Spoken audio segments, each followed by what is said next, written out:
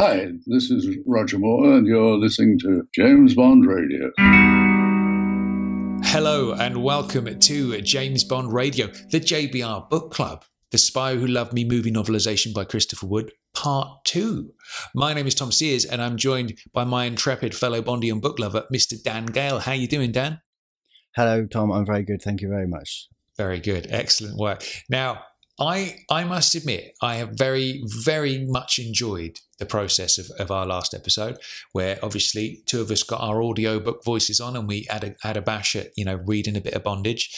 And I must say, I really enjoyed reading something that's a different version of something we know inside out, back to front, left, right, and centre. I feel like it's so intriguing to imagine an alternate Spy Who Loved Me that's kind of very Fleming-esque and very dark and quite gruesome. And imagine what that might have been like on the big screen. So how has it been for you? Have you enjoyed yourself so far? Yeah, it's been great fun. I've always been a fan of audiobooks. I guess people know that. And it's in the back of my head. I've always wanted to have a go. So I thought this is a perfect opportunity. We're filling in that gap because there isn't an audio version of this or the next one, the Moonraker one. If we can stand doing that one as well, then who knows, we may. But it's great fun. It's great fun to do. I hope it's great fun to listen to. Yeah, absolutely. I feel I'm enjoying myself so much. I feel like we'll have a bit of time off, and then we'll definitely do some Moonraker at some point because that's it's a lot of fun.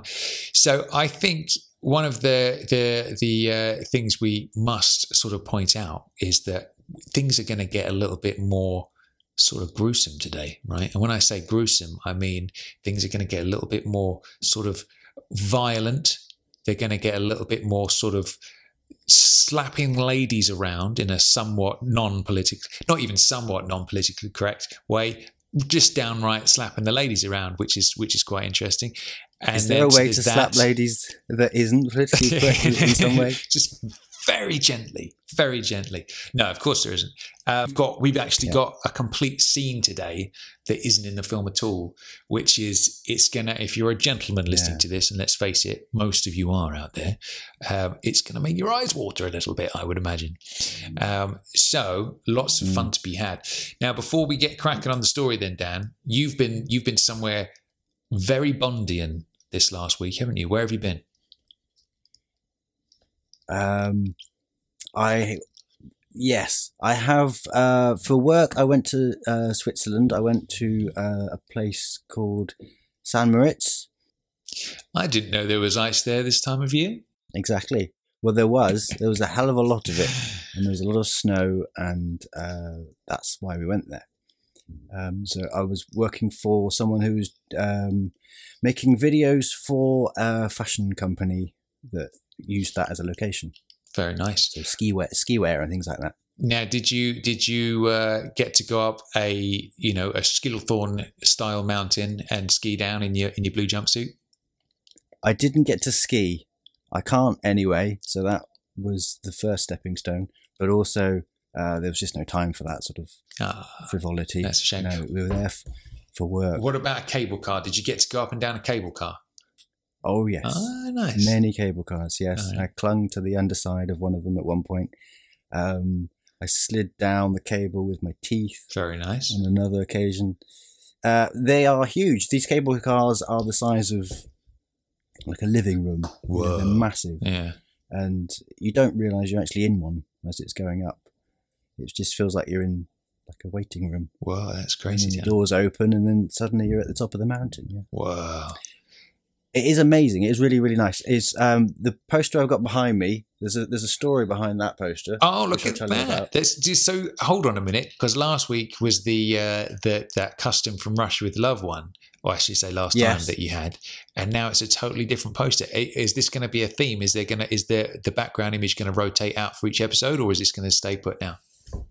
I change the posters in this room as often as I change my socks. So every couple of months. Very nice. That one there was given to me by my history teacher at school. Ah. I'll go over this side, that way you can hear me. Yeah. His name was Mr. Story, and he'd been to Shilthorne and he saw how excited me and my friends were about Bond, and he said, "Oh, I've been to one of those places," and he bought that poster in, and I can't remember if he gave it to me or whether I bought it off him. Wow. But this was like 88, 89, so long time ago. Missed and I've the never had that one up, so there it is. It's up there now. Beautiful. But what that says in lots of letters, you see there the numbers.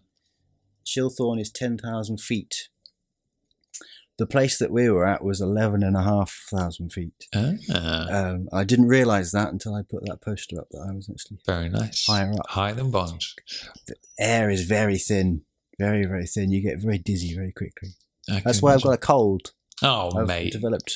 Developed a lovely cold from that experience. Well, I should say thank you on behalf of all the JBR listeners for manning up and struggling through today's podcast, man, because you could have stayed in bed. Yeah.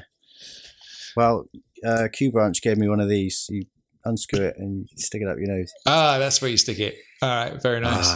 Okay, cool. Yeah, don't put it anywhere else. All right then. So, where did we leave Bond last time? Or should I say, where did we leave the story last time, Dan?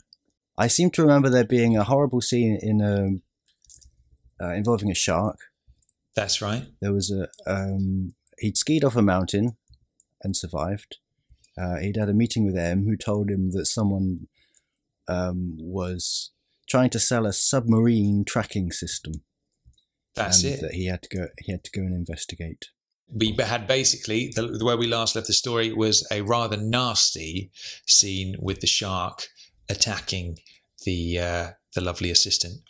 And then, of course, the very last line of the last chapter we read was "Send in Jaws." So we've got some action for you this week. So without any further ado, should we crack on with the next chapter? Yeah, press play, do it. Absolutely, good stuff. So, as we did last time, Dan is going to read us through 3 thrilling chapters of The Spy Love Me. Then we're going to have a little bit of a discussion, and then we'll do the next 3 chapters with me. So, well, let's do it. Who are you? My name's Bond. James Bond. Bond. James. Bond, what do you think you're doing? Keeping the British end up, sir. Welcome to James Bond Radio. News, reviews, and discussion of all things 007. Pussy. As you can see, I have no problem with female authority. Oh, pipe down, 007. Do you expect me to talk? No, Mr. Bond, I expect you to die.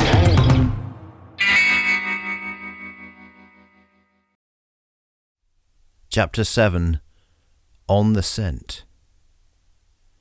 The muted drone of the fan jets changed key, and Bond felt himself projected forwards as the nose of the British Airways VC-10 tilted and began its long descent towards Cairo International Airport. The North African coast had been crossed west of the Ras El Khaneas, and Bond calculated that with any luck he would be on the ground within 30 minutes. Just time to review the situation and consume another dry martini. He reached above his head and pulled the call button for a stewardess. Was it a sign of growing old, or was it really true that stewardesses were not as beautiful as they used to be? The girl approached him, brushing a wisp of errant hair away from her forehead. "Yes, sir. I'd like another dry martini, please." The girl pursed her lips and tried to remember the lesson that he had taught her. That's 3 measures of gin, Gordon's, 1 measure of vodka, Polish, or preferably Russian, shaken until it's ice cold, and then topped with a large, thin slice of lemon peel. The girl finished triumphantly. Bond did not care for the word topped, but he nodded agreeably. "And I'd like it in the largest glass you've got, please." Bond hated to see a good drink suffocating in a tiny glass. The martini would already be less than perfection without the addition of half a measure of quina lillet, a taste that his friends were always trying to cure him of, without success. There was no point in asking for it because airlines did not carry such fundamental treasures. Bond adjusted a stream of cool air onto his face and told himself not to be grumpy and pompous. Perhaps it was that damn medical making him feel old. He knew that he smoked far too much and was at the upper level of what a man could decently drink without being considered to have an over-reliance on alcohol. He didn't need some apple-cheeked little whippersnapper fresh out of the medical school leaning across a table and telling him that he was endangering his health. Bond produced his gunmetal case and lit his 15th cigarette of the day. Only the comely radiologist had introduced a note of light relief. Settling him down in his ridiculous slippers and shift, she had escorted 2 overweight Arabs towards their chest x-rays and said gaily, and in all innocence, "I'll be with you in a couple of shakes, Mr. Bond." The stewardess saw Bond smile as she approached with his drink, and thought how different his face suddenly looked. Something told her that he did not smile very often. It was a handsome face, but something about it frightened her. When the smile switched off, the features were cold and cruel, the eyes hard as flints. She thought that he would probably make love very well, without saying anything. Bond accepted his drink and stared down through the perspex at the scallop-shaped ridges of sand, stretching into infinity. M was convinced that there was no chance of treachery in the UK. Captain Talbot would have received his orders shortly before sailing, and these directly by word of mouth from head of operations at Holy Loch. Rear Admiral Talbot, Talbot's father, was a personal friend of M's, and his son had received the Queen's Sword at Dartmouth and done all the things expected of a young naval officer with a brilliant career in front of him.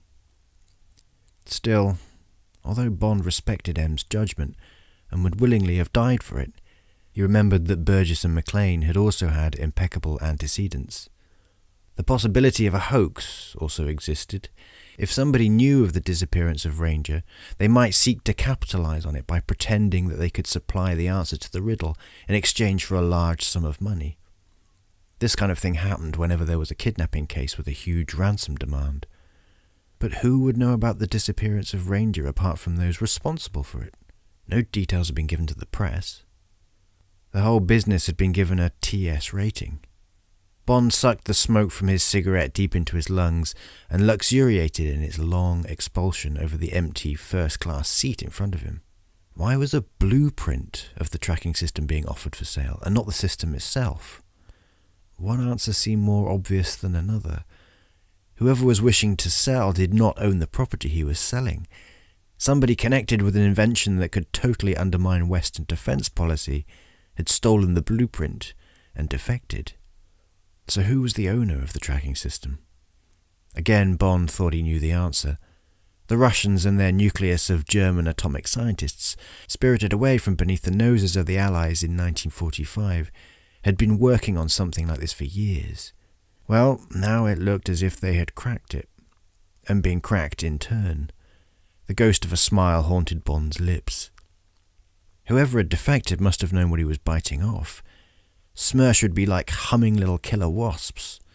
The next World War would be in the bag if the Russians could keep tabs on every Allied nuclear submarine, and strike at the moment of their choice. 95% of the free world's nuclear retaliatory strength was tied up in submarines. Bond felt himself grow cold as he considered the picture he was painting. The Russians would walk barefoot through hell to get that tracking system back. Every airport would be under surveillance. Every spy and agent would be on 24-hour alert. And what would they make of his arrival in Cairo? Especially after the Chamonix affair, which Bond was more and more certain was the work of Smersh. One thing was certain. He'd have to watch his step every inch of the way. Bond took a taxi from the airport and checked in at the Nile Hilton on the island of Rhoda, stuck like a lozenge in the throat of the Nile. His suite was air-conditioned and functional, and a welcome escape from the hot sun that burned down outside. He took a cold shower, changed into a blue toweling dressing gown, and called room service for a long glass of tomato juice and a plate of scrambled eggs. When this arrived, he was staring out at the double-glazed windows at the 600-foot Cairo Tower, the tallest and perhaps the ugliest building in the East, and considering his first move. On the face of it, everything was very simple. A Mr. Fekkesh was the contact, and Bond had his telephone number. Ring him up and talk business. It was like being given a list of contacts as a salesman. Good morning, sir. My name is Bond. I represent the Great Britain Company. We're interested in old silver, antiques, and nuclear submarine tracking systems. Bond shook his head at the idiocy of it all. One day, soon, there would be a computer doing his job. Bond finished chasing the last mouthful of scrambled egg around the plate and dressed himself in a pair of dark blue buckskin shoes purchased from Honest in the Rue Marbu, off-white cotton trousers, and a navy blue silk shirt with a long collar. His cotton jacket with the propinquitous blue stripes and single vent, made for him by someone in Hong Kong who makes such things better than anyone else in the world, he threw on the double bed. Now, thought Bond to himself, we go to work. With a sigh, he drew a table to the window and placed on it the Olivetti Letterer 32 portable typewriter that he now carried with him every time he travelled by air. He unzipped the cover and with the aid of a small screwdriver swiftly removed the base plate of the machine.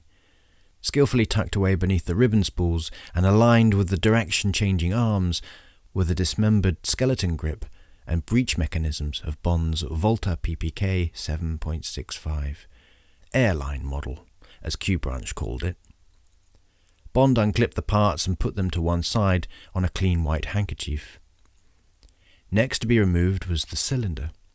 This was hollow and yielded up the barrel of the Volta, assorted pins and nuts and 40 rounds of ammunition packed in cylindrical patterns of 8.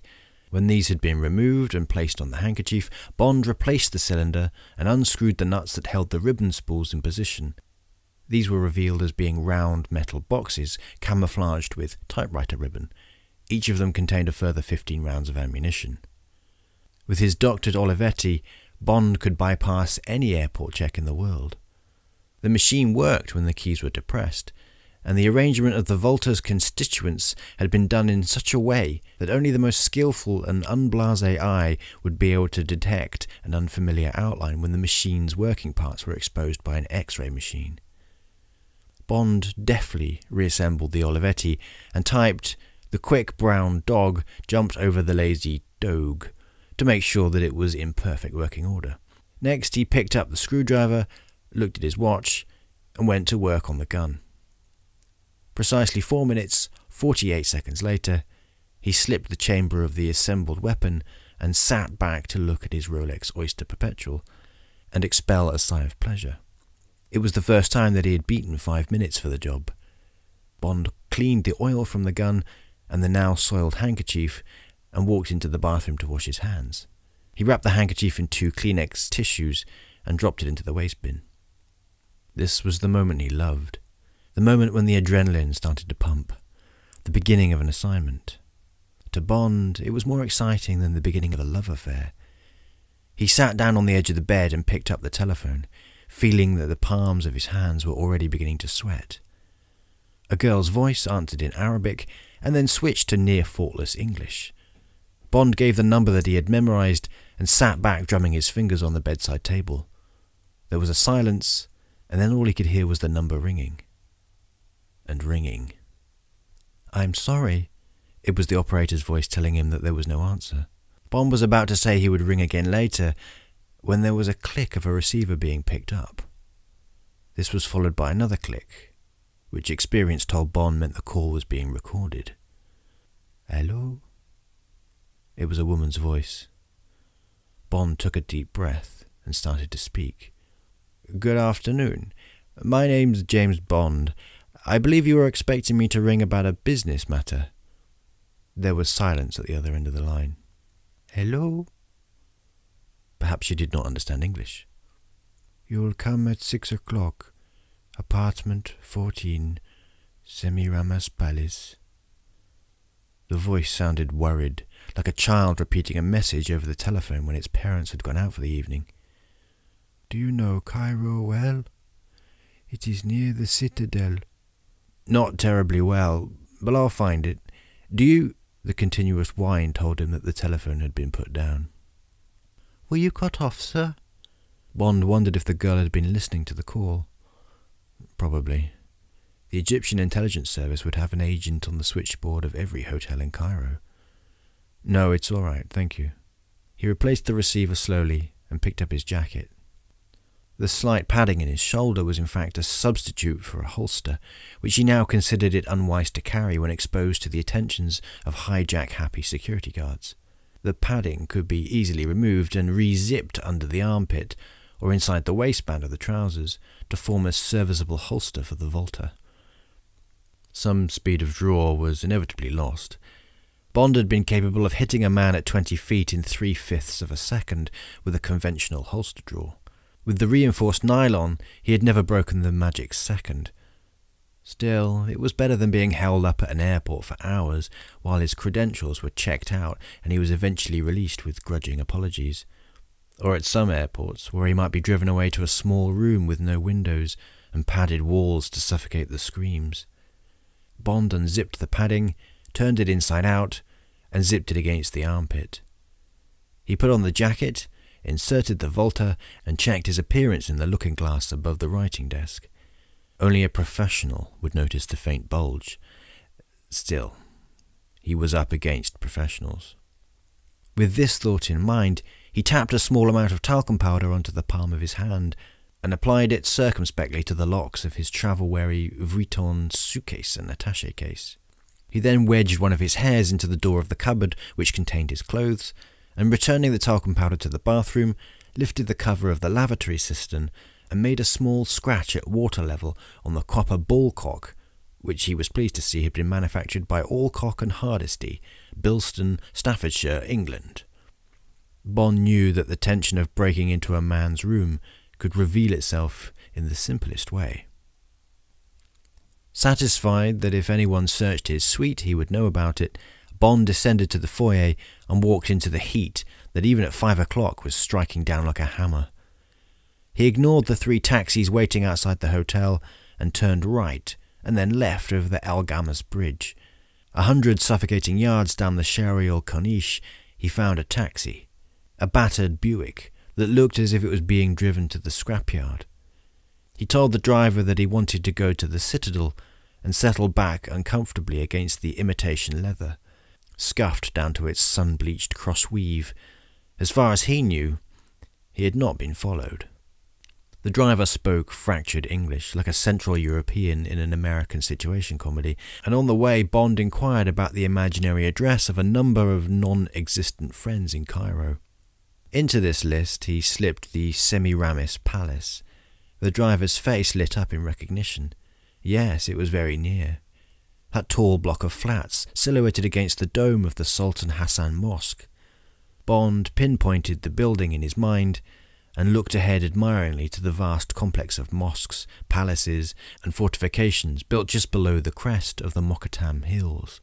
This was the citadel of Saladin, so the guidebooks told you, built over a period of 700 years and a half-dozen conquests. Bond paid off the driver at the outer wall and resolutely refused the blandishments of a crowd of beggars, trinket salesmen, and potential guides. It was now 5:30, and at a guess, it would take a 10-minute saunter to reach the Semiramis Palace. Just time to take advantage of the panorama from the ramparts of the citadel. Bond climbed the 3 flights of steps and leaned against a warm sandstone balustrade. Below him sprawled the largest city on the continent of Africa. An untidy jumble of buildings stretched away into the heat haze, like second-hand furniture at an auction, the skyline pricked by the towers of minarets and the domes of mosques. The sky was now tinged with red, which would quickly become purple, violet, and then night. Bond watched the shadows creeping across the face of the Muhammad Ali Mosque and filled his nostrils with the alien smells that wafted up to him. To Bond, who travelled widely, smells could pinpoint a place and a mood better than sights or sounds. What was in this bittersweet odour tonight? Spices, jasmine, detritus, corruption, history? Mostly tonight, thought Bond, it was danger, and perhaps death. He felt the reassuring pressure of the Volta PPK beneath his left shoulder blade and began to retrace his steps down to the wide, worn staircase. Chapter 8. The Sound of Music. The lift was like a beautiful birdcage, an exquisite prison of thin horizontal bars interlaced with a petty point of ironmongery by a craftsman who was obviously a frustrated flower arranger. It probably dated from the time of the French occupation. The lift carried Bond graciously and smoothly past exotic cooking smells and the plaintive wails of small children. It stopped with a decorous lurch, like an old lady steadying herself before she crossed the road, on the 4th floor. Bond slid back the 2 sets of metal doors and stepped out of the lift. He listened for a moment and wondered if anyone else had been listening to the telltale noise of the lift coming up. There was no sound beyond that of the wireless in one of the apartments playing some monotonous Arab dirge. Bond moved swiftly down the stone corridor, following a wavy line down the wall that looked as if it had been made by a child walking along with a pencil. He passed the door with 14 on it and continued to the end of the corridor, where there was a door which looked as if it was not used very often. As he had surmised, this led out onto a fire escape, worth remembering in case there was any unpleasantness. He retraced his footsteps down the corridor and stopped outside the door with 14 on it. No sound. He knocked and waited. There was a spy hole in the middle of the door, and as the seconds ticked by, he wondered whose eye would be glued to the other side. He was about to knock again when the door opened 8 inches to release a whiff of unfamiliar scent. "Bond," he said. "James Bond. You don't answer the door any faster than you do the telephone." The girl opened the door wide and looked past him down the corridor to right and left. At a guess, she was Egyptian mixed with something else. French, probably. She was beautiful, but not in a way that had ever appealed to Bond. Everything about her was slightly too big. Her mouth, her breasts, her behind, even her eyes. She reminded Bond of an overripe tropical fruit. The eyes, admittedly a devastating feature, wore too much mascara, and the bruised plum lipstick overspilled its territory by a profligate couple of millimeters. Bond looked with disapproval at her 2 large gypsy earrings and the rather ridiculous sheath dress, plucked in at the waist and spread out with false lapels to accentuate the already overlarge breasts. She looked like what she probably was, a high-class whore. "I came alone," said Bond. The girl withdrew and beckoned him into the flat. "One must be careful." She pressed the door shut behind him and tugged it to make sure that it was locked. Bond looked around the flat and decided immediately that it probably did not belong to the girl. It had an almost Donish feel, with 2 walls covered in books and a gracious Egyptian statuette. Bond admired the tall, slim, naked body, with the small, firm belly swelling upwards like a horseshoe round the umbilicus, the wide sweep of the eyebrows across the haughty brow, the cowl, like a judge's wig, covering the shoulders and dropping to fall just short of the erect nipples jutting out from the arrogant little breasts. This, he decided, was much more his type of woman. "I expected to be dealing with a man," he said. "You will be." The girl turned away from the door and gestured towards another door, which opened out onto a balcony. "Mr. Fekkesh is detained at the moment. He asked me to look after you." "It's very kind of him," Bond said dryly. He did not immediately move towards the balcony, but picked up a framed photograph from one of the bookshelves. It showed a swarthy middle-aged man with his arms around 2 children who, from their appearance, must clearly be his. It was a doleful, academic face, trying bravely to smile, but looking overwhelmingly self-conscious. "Is this Mr. Fekkesh?" The girl nodded. "You have very attractive children." The girl turned her head away. "We are not married." She felt it necessary to qualify this statement. "Those are not my children." Bond tried to appear embarrassed and fumbled the photograph back onto the shelf. "I'm sorry. When are you expecting him back?" "Soon. I do not know exactly. He works at the Cairo Museum. He is often late. Can I offer you a drink?" Bond knew that she was lying and followed her out onto the balcony. Night had dropped swiftly and imperceptibly, but it was still warm. Bond breathed the spicy air into his lungs and stepped to the edge of the wrought iron balustrade. Somewhere, someone was playing a piano. How incongruous it sounded in this Arab night. He looked down and saw light gleaming from a conservatory that jutted out from one of the ground floor flats. There, unmistakably, was the silhouette of a grand piano. A figure swayed towards it. "Noilly Prat and Tonic," he said, hoping that the French influence would prevail sufficiently to make this delicious long drink available. "With a squeeze of lime if you have it." The girl disappeared and he made up a story about her and Fekkesh. It was something on the lines of the Blue Angel, and it explained why he had left his wife and 2 children to live with an overlush trollop. What it did not explain was how he could have anything to do with the mythical tracking system. Bond watched the million twinkling lights in the domes of the illuminated mosques and felt the acid juice of worry eating into his stomach. Out there in the big, dark, greedy city, things were happening. People were laughing, crying, making love, making deals. He, James Bond of the British Secret Service, was doing nothing, standing on a balcony waiting to be brought a drink by someone who might have no more importance in the total scheme of things than one of those damn lights. Bond hated to feel powerless, and at the moment he was playing a game he did not understand against people who he could not see. The situation made him angry, and he vowed that when the girl returned, he would get some hard facts out of her, by force if necessary. "Your drink?"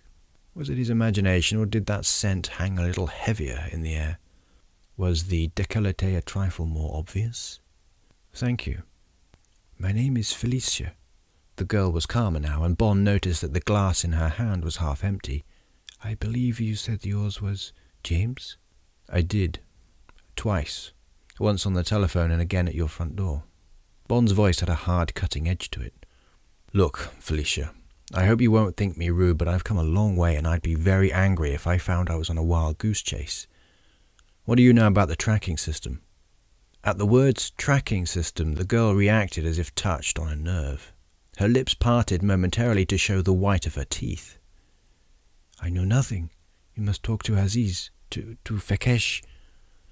Drink your drink, make yourself comfortable." The fear was back in her voice again.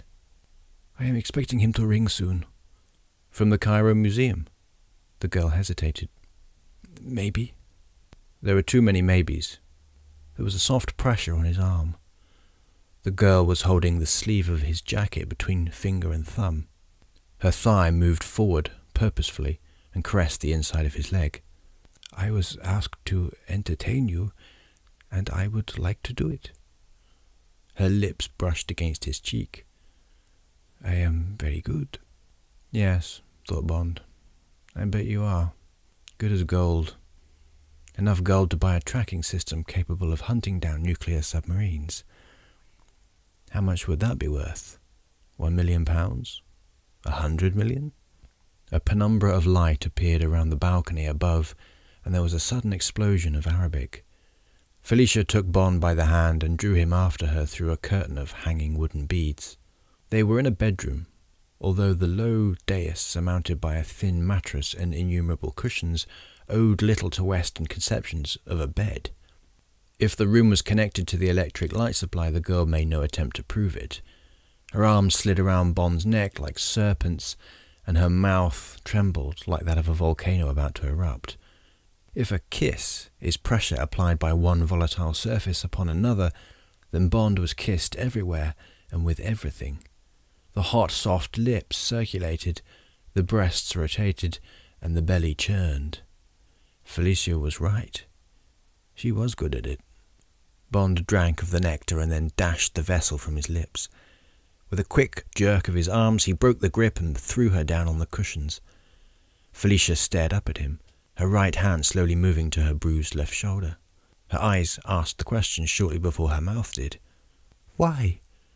"I didn't come here to make love to you. Stop beating about the bush and tell me where Fekkesh is."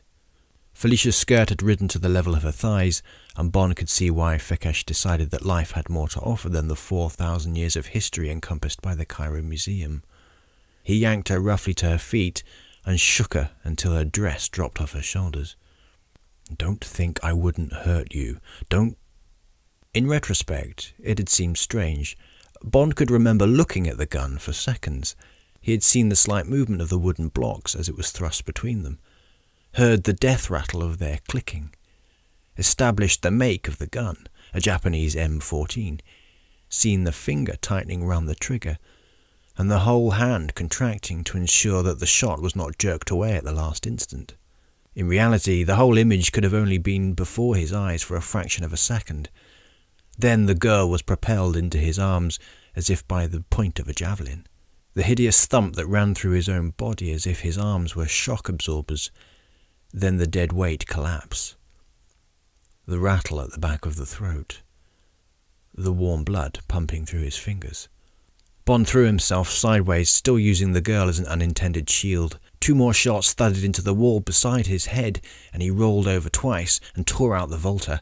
Thank God it was dark in the room. He fired blind onto the terrace, and a string of beads whipped away like a serpent. Silence, save for the chinking of the wooden blocks. Was the gunman waiting for him on the terrace? Bond edged his way around the wall and waited with his back beside the opening. The light had gone out on the balcony above. He could imagine the neighbours wondering what had happened, debating whether to call the police, deciding to do nothing. Far below there was still the tinkle of the damn piano. What tune was it playing? The notes rose up like soap bubbles. Moonlight becomes you. Bond permitted himself a grim smile. No point in staying here. The gunman had probably escaped immediately after the shooting, let himself out of the flat by the front door. Bond judged the distance and his line of departure and then threw himself through the bead curtain. 3 strides and he was in the first room he had entered. Nobody. The outer door was shut. Was there any point in going down the fire escape? Or should he go back to the girl? Better the girl. If she died and Fekkesh did not turn up, then he was finished. And he did not want to get involved with the Egyptian police. There would be a lot of questions, and he would be asking none of them. It was then that he heard the sigh. At first he thought it was the girl, but unless she had crawled out onto the balcony, it was too close. Bond switched off the light and moved along the wall to the balcony. Still in shadow, he peered out. At first there seemed to be nothing, and then a hand. Knuckles straining white as they clung desperately to the bottom of one of the railings of the balustrade. Another blood-stained hand dragged itself like a half-crushed spider towards the M14, lying like a tempting prize beneath the guardrail. Bond's blind shot must have wounded the man. He had tried to scrabble back along the balconies to the corner of the building and slipped. Now, like a good professional, he was trying to save his life and take Bond's. An elbow found a precarious perch on the parapet, and the hand clawed forwards towards the butt of the gun. Bond could see the clenched teeth, the intense ruckling of the brow. There was a smell of cordite and sweat in the air, the sweat that a man gives off when he's close to death. The man's fingers brushed against the gun and then, in a desperate flurry of movement, sought to scratch it backwards to where it could be seized. As a background to the spectacle, the distant pianist offered up a medley of Rodgers and Hart numbers. Bond could not help feeling admiration for the single-minded purpose of the man who had been sent to kill. He was trying to do his job. Bond stepped out on the balcony as the man's hand finally closed about the gun. Their eyes met for the fraction of a second that can be an infinity, and Bond fired twice. The man disappeared as if tugged from below. There was a pause, and then the sound of shattering glass and a reverberating thump extending into a long, jangled discord. And then a woman screaming. Bond went to the parapet and looked down. There was an untidy hole in the conservatory roof, and the body of the assassin could be seen spread-eagled across the grand piano. The screams increased in intensity, and lights began to go on. Inspired by the arrival of her unexpected accompanist, the woman was having hysterics. Bond ducked back into the bedroom and switched on the light. This time the police would be called. He had to move fast. Felicia was lying with her face in a pillow, and for a moment he thought she was dead.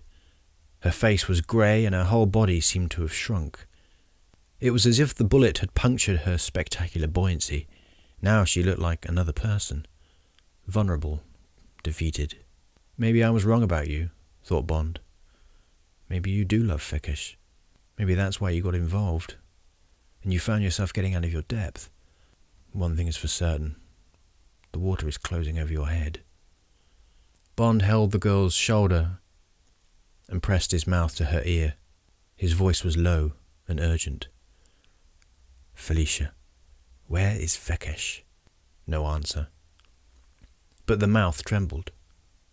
I may be able to help him to stay alive. That man won't be alone. There'll be others. They're probably after him now. A tear formed in the girl's eye and rolled slowly down her cheek. Who was she crying for? Herself? Fekkesh? The world of greed and hatred and people like James Bond? Bond squeezed her shoulder and despised himself. The girl was dying, damn it. He should be ringing for a doctor, not prizing her secrets out of her.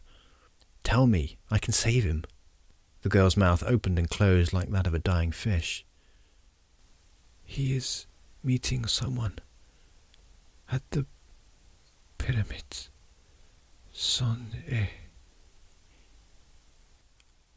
Her head fell sideways and Bond felt the life rush from the body.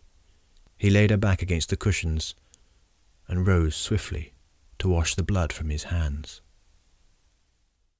Chapter 9. Death of a Salesman. You have come tonight to the most fabulous and celebrated place in the world.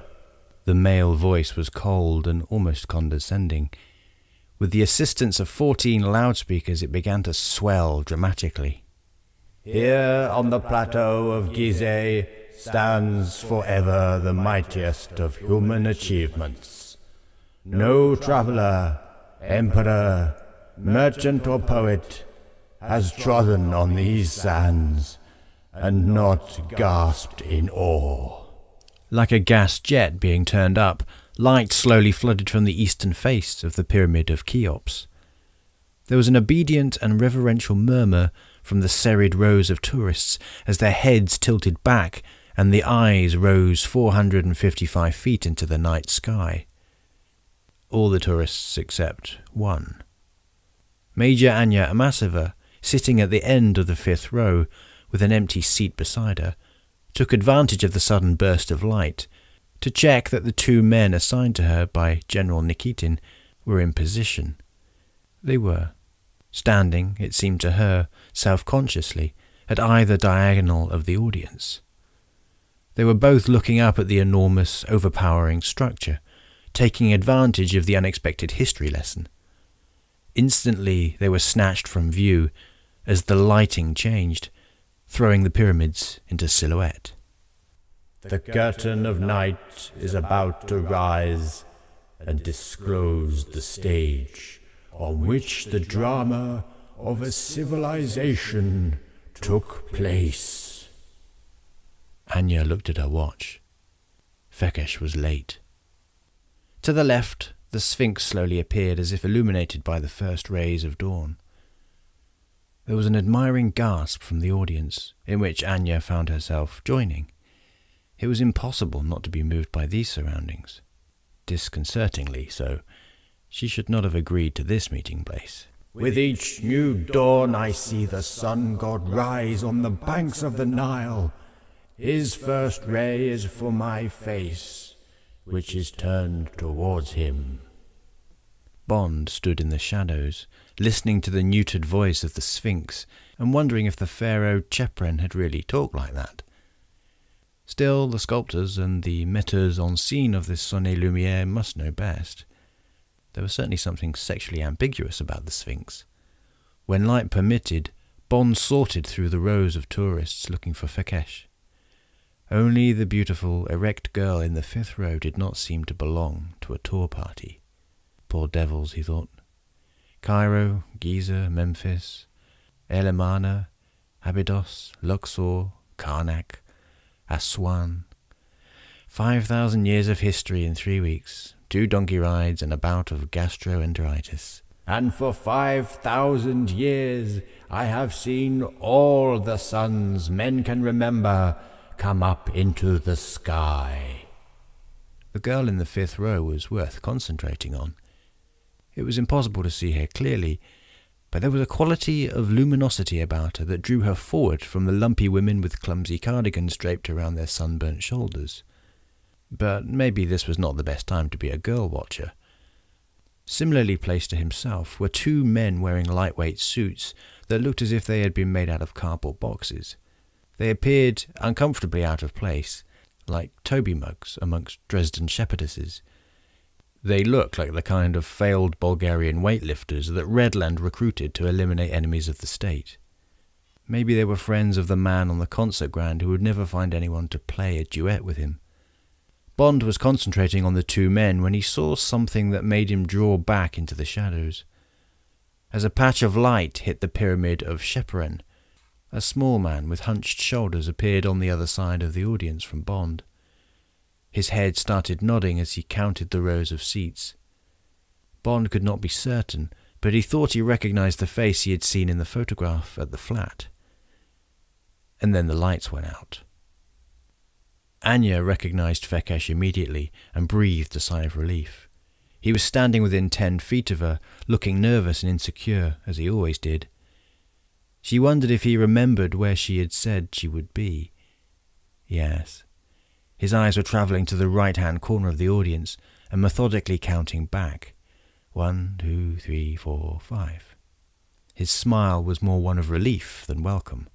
He stepped forward and she moved her knees to let him pass. Then he stopped. His face registered transparent fear, as if he had suddenly seen a ghost, and turned on his heel. Anya half rose to her feet as she hurried away into the shadows. Then the lights went out. Bond cursed and started to run towards the back of the audience. In the darkness his feet caught against a cable and he tripped and nearly fell. He cursed again, and there was an impatient shh from the hypnotized onlookers. Why the hell had Fekkesh taken off like that? Who had he seen? Could he have recognized Bond? Hardly likely. One of the Heavies? Possibly. Bond abandoned speculation and concentrated on running as fast as he dared. A sudden blaze of an illumination on the pyramid of Mycinarus showed him a figure and its grotesquely larger shadow running down the north side of Cheops. By some strange optical illusion, the shadow seemed to be moving out of time with its owner, almost as if giving chase to it. Bond pulled out his Volta and sprinted, the distorted voices from the amplifiers bombarding his ears as he ran past. Now it was dark again. God, this was like the night barrage before the Battle of El Alamein, the blinding flashes of the 25-pounders throwing into relief the advancing infantry. As if to demonstrate the image, the Sphinx was once more illuminated, and as Bond's eyes were automatically drawn towards the source of light, he saw a sight which brought him abruptly to a halt. Silhouetted against the distant Sphinx was a giant figure, which at first glance seemed like some statue, unrecorded since the dawn of history. Its head was huge and ungainly, and its arms stood away from the body in the pose of a wrestler flexing to take hold of an opponent. Viewed behind it, the Sphinx seemed an appropriate mount to bear this colossus away from the desert. And then the giant moved. The head swiveled towards Bond, the eyes blazed, and the light shone from its mouth as from a lighthouse. And then everything was plunged into darkness. Fekkesh was desperate as a man who has taken out a mortgage he cannot repay, or gambled in a game when the stakes are too high, or promised a woman he loves something he can never give her. But most of all, he was desperate because he knew his time was running out, that he was going to die. When he found the opening in the wall, he pressed into it like a bug into a crack, anywhere to get away from the big man who killed for Stromberg. Why? Why had he listened to them? What had they been able to do to make him believe he could ever turn against Stromberg and get away with it? Especially with this. It was too big. He had to be insane. He should have stayed on the Fringe, taken the money, been grateful. Something impeded the passage of air into his nostrils, and Fekkesh froze. The man was standing in the opening. In the darkness, the sound of his heavy breathing sounded like the sawing of wood. At that moment, Fekkesh gave up the ghost. He hunched his shoulders and began to whimper. God, please make it quick, he prayed. Please spare me too much pain. He thought of his children and of Felicia, waiting at the flat, but most of all his mind was full on a blind, inchoate terror that numbed him like an injection sinking deeper and deeper into his gums. He pressed his eyes tight shut and dug his nails into his palms. God, let it happen soon. He was tightening like a spring that had to break. When the hand fell upon his knee, it was almost a relief. He braced himself and opened his eyes. The outline of the face was visible against the stars. There seemed to be no malice in it, no hatred, no cruelty. If this was the face that animals wore before they ate each other, then it was not too bad. And then the mouth opened, and Fekkesh saw the 2 rows of jagged, stainless steel teeth. And then he started screaming, and jaws pulled him down like a rag doll upon the scaffold of his knee and bit through the back of his neck as easily as if it had been a stick of celery. To Bond, the noise that ended the screams was like that of a stick breaking. He raced towards it and arrived as the huge man materialized from between 2 blocks of stone, like a spirit escaping from some rifled sarcophagus. For a second, the 2 men faced each other, and then Jaws showed his gleaming teeth in a contemptuous smile and turned on his heel to be swallowed up by the night. Bond hesitated, torn between the knowledge that he must find Fekkesh and an impulse to pursue this terrifying giant with the gleaming teeth. There was no choice. Fekkesh came first. Bond held his gun low and edged his shoulder round one of the 30-ton blocks of stone that formed the base of the pyramid. His heart sank when he saw a foot protruding from the shadows. He knelt down swiftly and felt for the man's heart. Something glistened in the darkness, a pool of blood spreading from the neck and shoulders. Someone, there were no prizes for guessing who, must have chopped half through the man's neck. Bond forgot about the heart and pushed back the man's head. The face, with the wide staring eyes, was recognizable. Fekkesh. Swiftly and skillfully, Bond went through the pockets of Fekkesh's shabby suit. The breast pocket yielded a small diary. Bond felt quickly inside his own jacket and produced a silver pencil with a number of modifications by Asprey's. 2 presses of the clip turned it into a torch. Bond flicked through the diary with the aid of its thin beam. The address section was empty, and there was no telephone numbers. The day-to-day entries seemed all connected with work. Bond's sketchy Arabic unscrambled meeting at Kemendu Excavation Committee and a luncheon appointment with the directors of the Coptic Museum. There was even a note to remember Felicia's birthday. Some tiny and dried-up reservoir of sentiment in Bond was pleased to see that this date had passed. He hoped the lovers had enjoyed it. There was an entry for the following Thursday. Max Kalber, Mujaba Club, 7:30 p.m. Neither the name nor the club meant anything to Bond, but it was the only lead he had unless he searched Fekkesh's flat and could get into his office at the Cairo Museum. That and find the big man. There could not be many countries in the world where he would find it easy to hide in a crowd. Bond shivered as he looked down at the broken body at his feet. How could the neck have been torn open like that? It was almost as if... No. He rejected the suggestion as being too horrible, too absurd. But there again, he had once examined a rat after a terrier had killed it and, almost against his will, Bond's gaze dropped once more to the bulging eyes, the thin, sharp-nosed features, the blood beginning to coagulate around the jagged puncture marks. Fighting against nausea, he thrust the diary into his pocket and turned away from this place of terrible death. Outside it was dark, and the only sound was the distant one of car doors slamming and tour operators calling the faithful to get into their Russian-built coaches. The Sonne Lumiere must be over. Bond brushed the sand from his knees and began to walk around the great black bulk of Cheops to where the car headlights were soaring at the distance. What had Napoleon calculated? That there was enough stone in the 3 pyramids of Gizeh to build a wall 10 feet around France. Bond preferred to deal in feet, even when the calculations were being made by Napoleon. Bond heard the soft footfall in the sand, too late, and turned the wrong way. A flash of lightning struck him behind the right ear, and a deep pit opened up at his feet.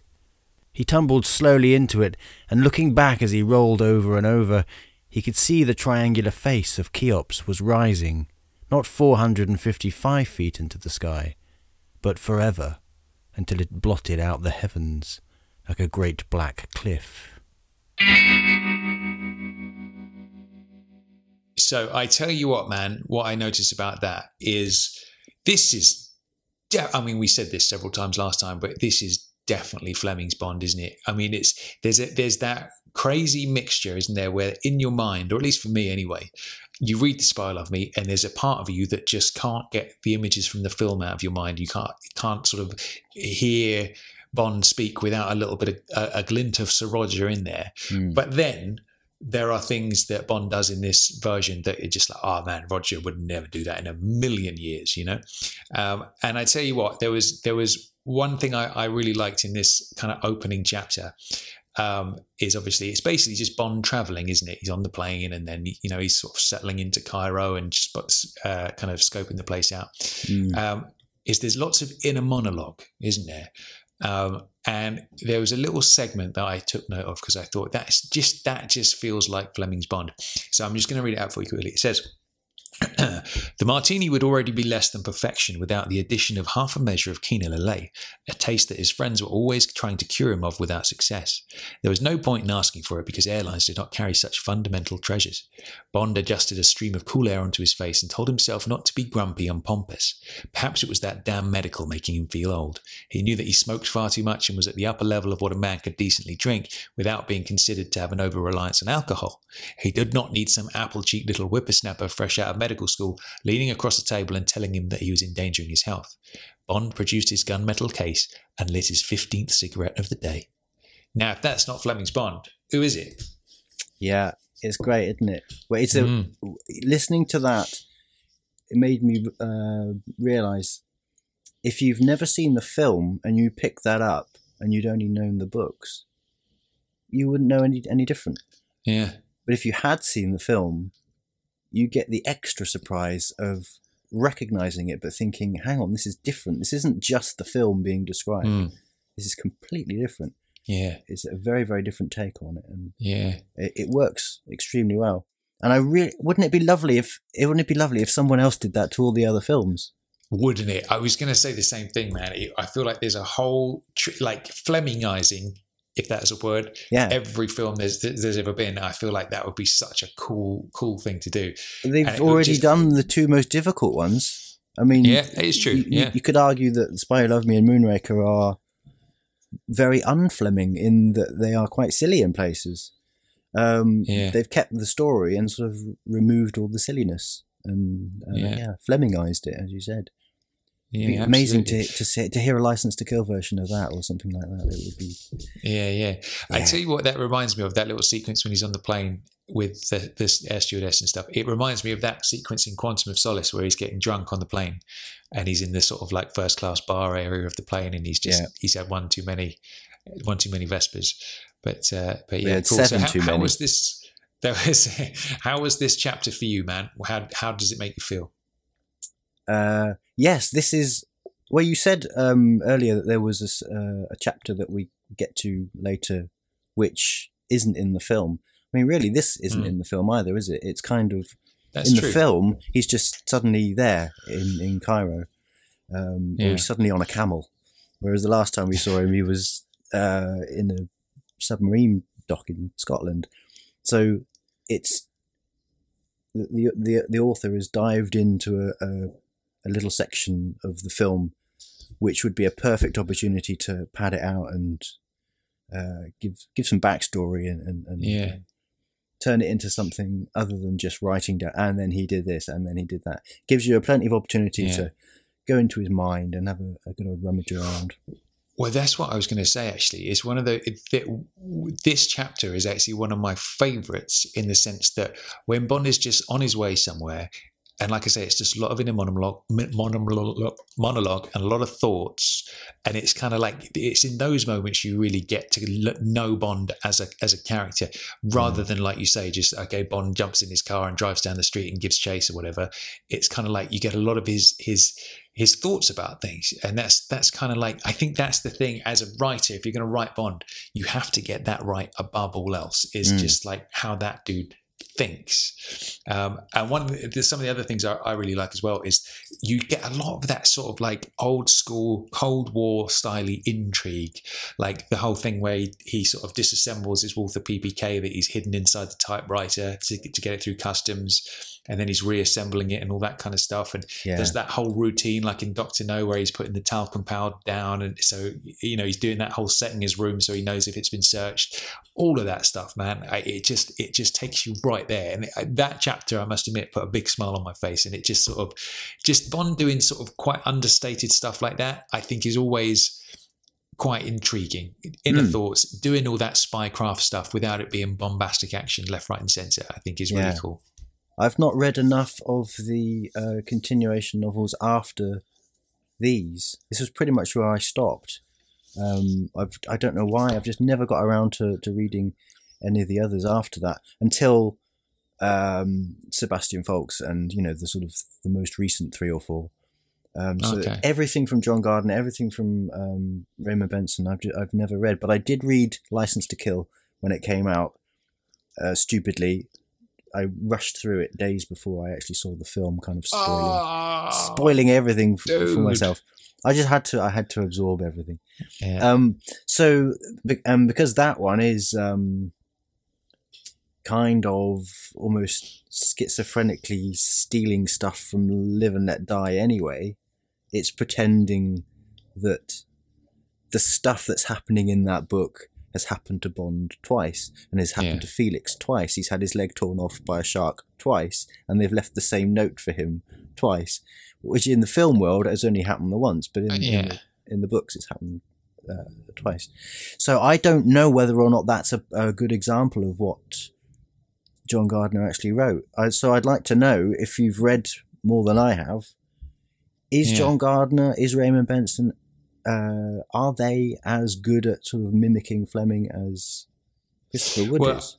It's been a lot. I remember reading them all when I was a kid. So I read the Flemings when I was young, and I got through all the Gardners and all the Bensons when I was a teenager, and I haven't reread them since.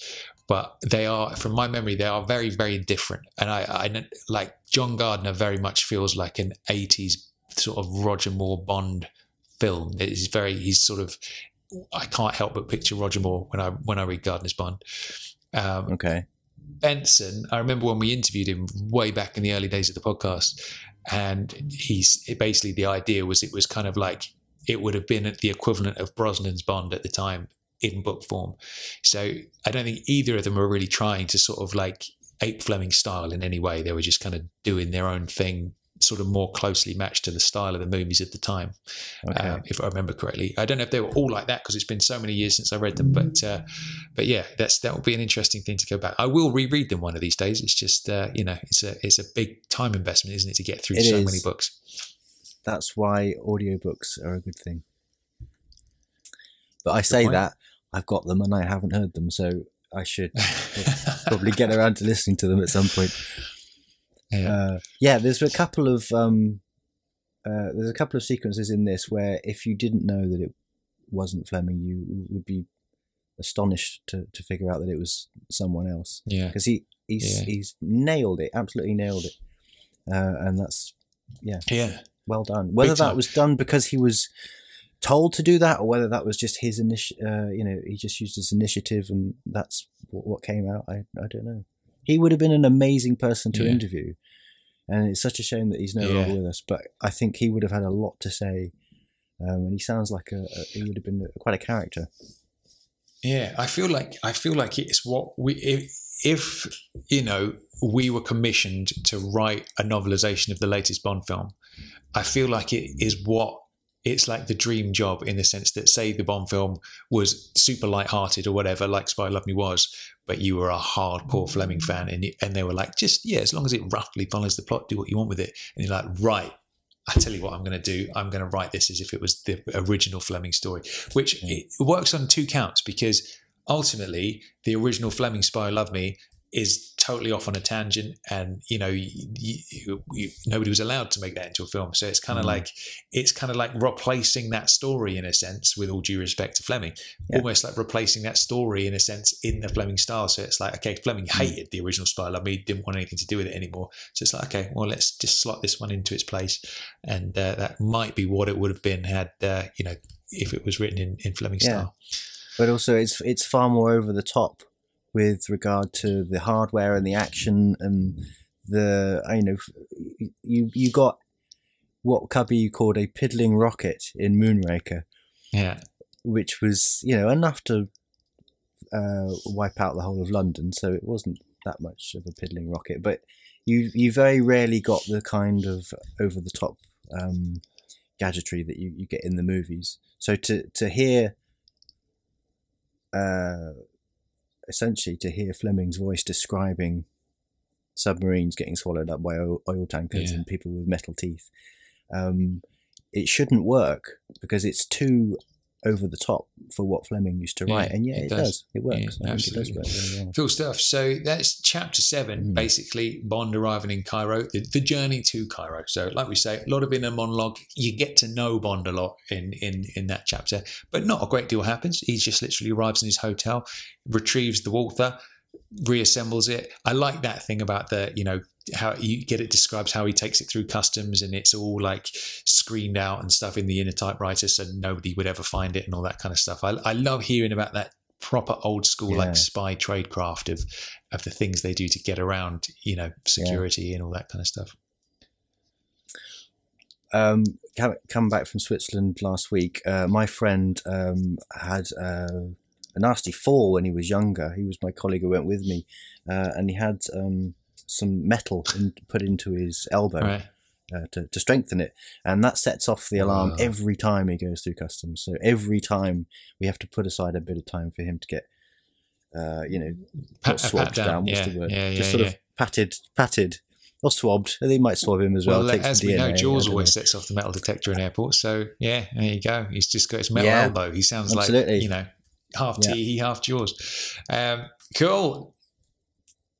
I was looking up on Google Translate the Italian for I'm sorry, but I have a metal elbow.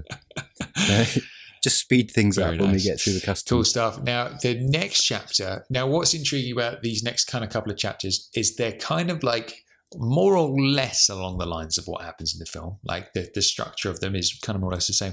But again, obviously, the extra detail and stuff like that you get in the novel format is kind of intriguing. Now, obviously, this kind of section is where he's gone to find Fekkesh. He's gone to meet his contact, just like he does in the film. He's greeted by Felicia, and I thought, okay, here we go. Here's a classic Fleming-esque example of a description of a lady, and I noted this down as well because it just kind of made me laugh. So here we go. The girl opened the door wide and looked past him down the corridor to the right and left. Funny that it was the right and left and not the left and right, which most people would say. At a guess, she was Egyptian mixed with something else, French probably. She was beautiful, but not in a way that had ever appealed to Bond. Everything about her was slightly too big. Her mouth, her breasts, her behind, even her eyes. She reminded Bond of an overripe tropical fruit. The eyes, admittedly a devastating feature, wore too much mascara, and the bruised plum lipstick overspilled its territory by a profligate couple of millimetres. Bond looked with disapproval at the 2 large gypsy earrings and the rather ridiculous sheath dress, plucked in at the waist and spreading out with false lapels to accentuate the already over-large breasts. She looked like what she probably was, a high-class whore. Now look at that. That again, I remember Fleming would always say when he was commenting on boobs that they were like small apples, right? That always stuck in my mind from back in the day. And this one is like the opposite of that. Instead of a pair of small apples, her entire image is of an overripe tropical fruit. Which tropical fruit, I wonder? That's the question. She's the whole bowl, isn't she, from the sounds of it? It's like, there's something, I said last time that Christopher does like talking about breasts. in that one chapter, chapter 8, he mentioned there are 4 separate mentions of breasts. 3 of them are Felicia's, and one of them belonged to a statue that Bond is admiring, which has the figure that he prefers to Felicia's. He thinks the statue, he's so obsessed, but thinking with his knob all the time, that he's actually looking at a statue and preferring to look at that than he is to look at Felicia. Yeah. How about that? Yeah. Felicia's totally not his type. No, but didn't stop him. So yes, the breast count has gone up even higher on this time, and who knows where it's going to go from here. Yeah, absolutely. But I thought that was interesting. I thought it was interesting also that there's a lot of sympathy with this character, although Bond doesn't really. I watched that bit in the film quite recently. Can't remember why. And in this bit in the novel, he is he's clearly decided, yes, okay, if this is what I have to do to get the information, then fair enough, I will. And then whoever the person is that shoots Felicia seems to be shooting her to shut her up, perhaps. I'm not sure. I guess so, because there's that sequence as soon as he says tracking system. It's like there was she reacted as soon as he said tracking system. So I guess whoever was, peeping in. Yeah. Whereas in the film, it's very much he spins around to save his own life, and he just happens to use her as a shield. Yeah. And then in the book, in the film, he just flings her aside and runs after Shandor. In the book, he's racked with guilt. Yeah. Oh, why did she have to get killed? She had nothing to do with this. And then there's the kids, because we've seen the picture, the family. It's like that. He sees Fekkesh with the kids and stuff. Yeah. What's his name in Casino Royale? Dryden.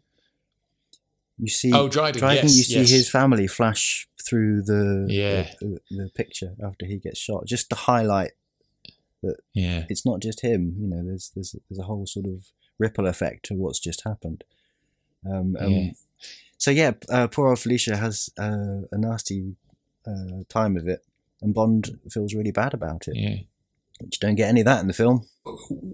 Yeah, what I find interesting about that is he starts off not very nice, and then once all the action takes place, then he kind of feels a bit bad about it. There was another, which I've highlighted as nasty Bond. I've highlighted another bit from the book I thought was interesting. So he goes, Bond drank of the nectar and then dashed the vessel from his lips. With a quick jerk of his arms, he broke her grip. Basically, this is when she's got her arms around him, she's giving him a snog.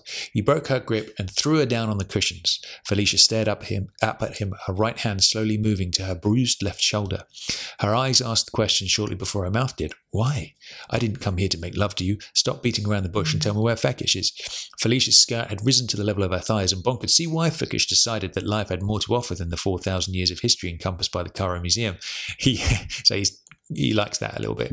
He yanked her roughly to her feet and shook her until her dress dropped off her shoulders.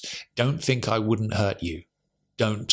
And then he gets cut off. I'm like, ooh, that's not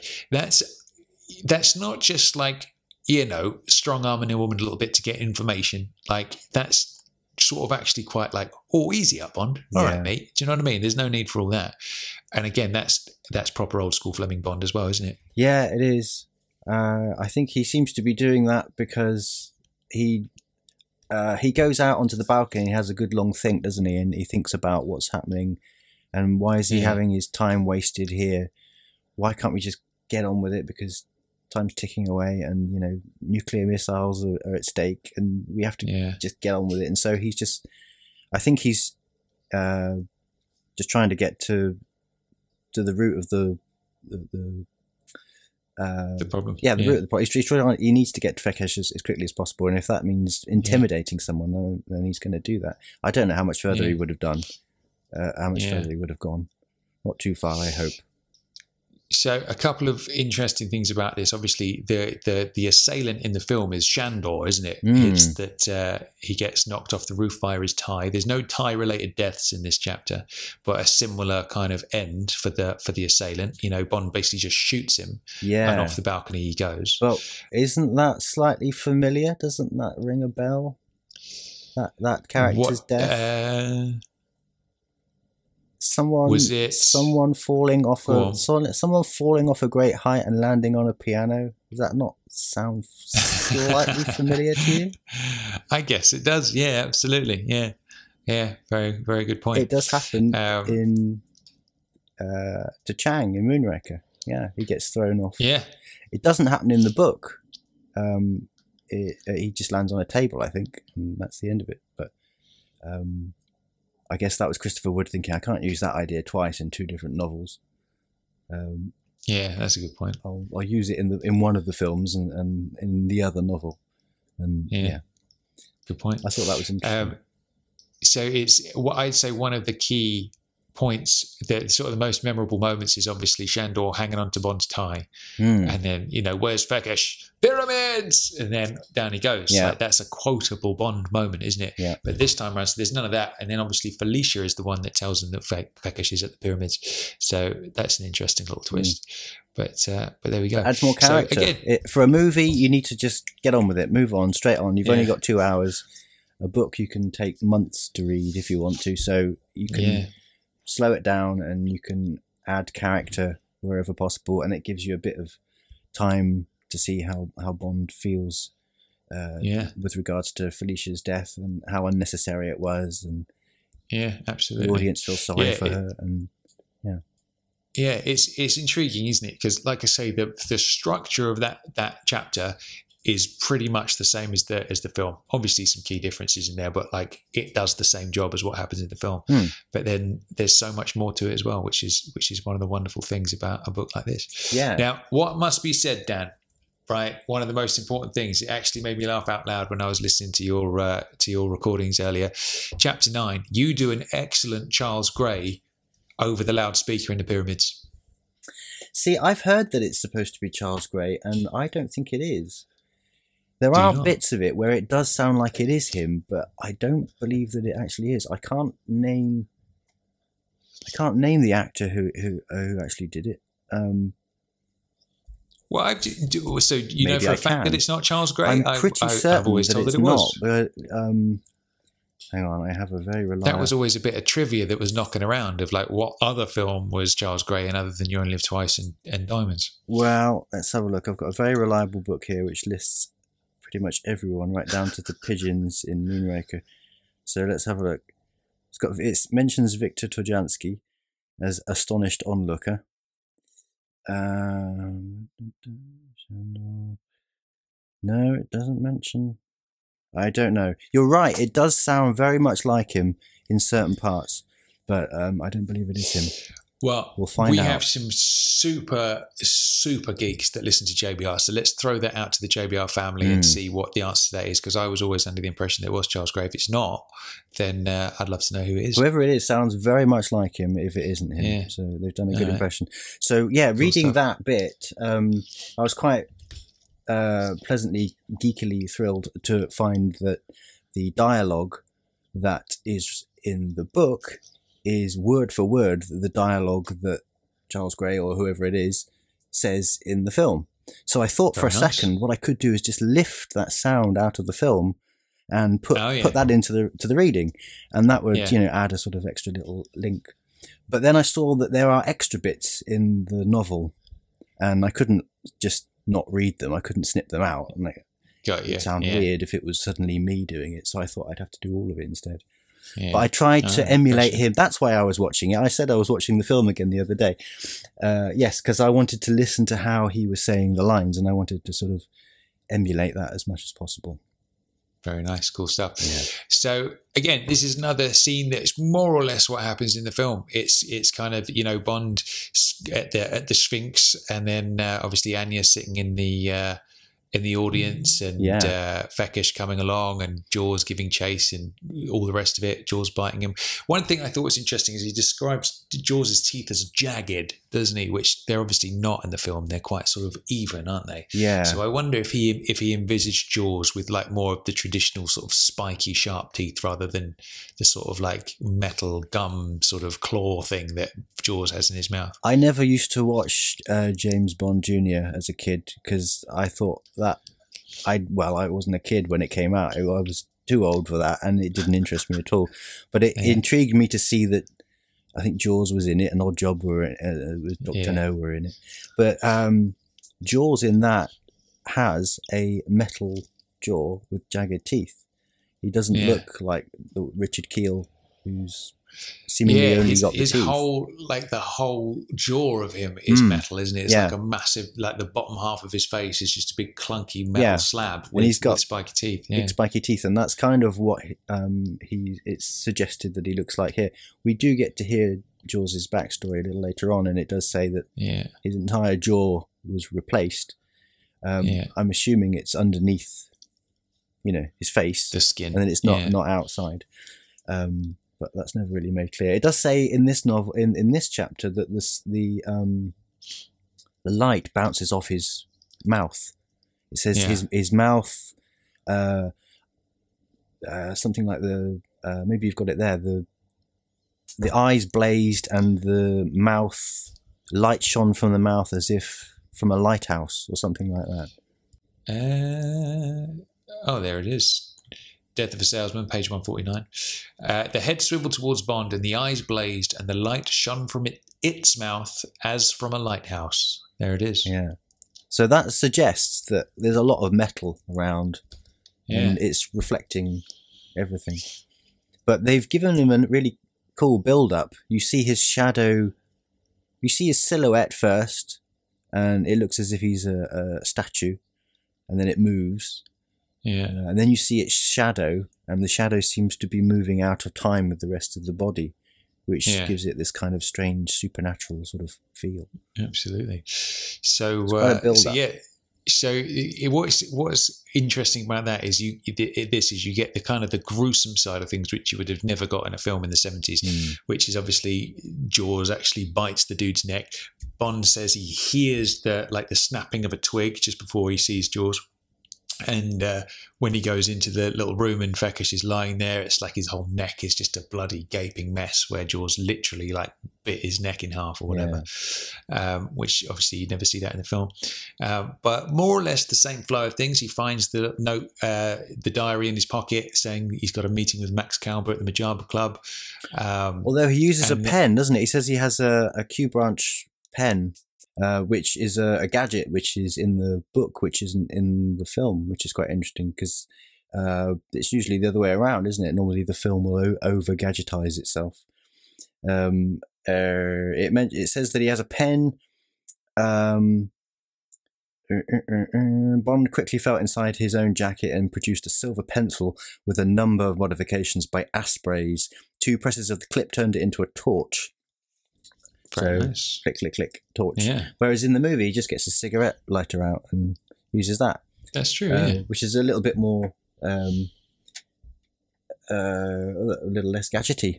I would have thought that would have been the literary Bond's usual response was to go for the obvious rather than having to. He would have reached for his Ronson, use a gadget. Wouldn't he? Yeah, yes. Absolutely. Yeah. So that was interesting, but also, there was something else. He mentions. So I had notes. I should look up the notes. Oh, he gets knocked unconscious. That's right. That's the one key difference, isn't it? That's how the chapter ends. Yeah, it doesn't. That doesn't happen in the film. He gets. I think there's. You give Bond fans the opportunity to overindulge and the ability to re-edit the films, and they will. I know several really very nerdy Bond fans who have tried to re-edit the films into their own image. I'm one of them. And there is a compilation on YouTube of the number of times Bond has been knocked unconscious. I think the most is Goldfinger, 3 times in one film. That sounds about right, yeah. But there's a scene here in the novel where he gets knocked out, whereas he doesn't get knocked out in the film. He just sort of has a little tussle with Boris and Ivan. Is that what they're called?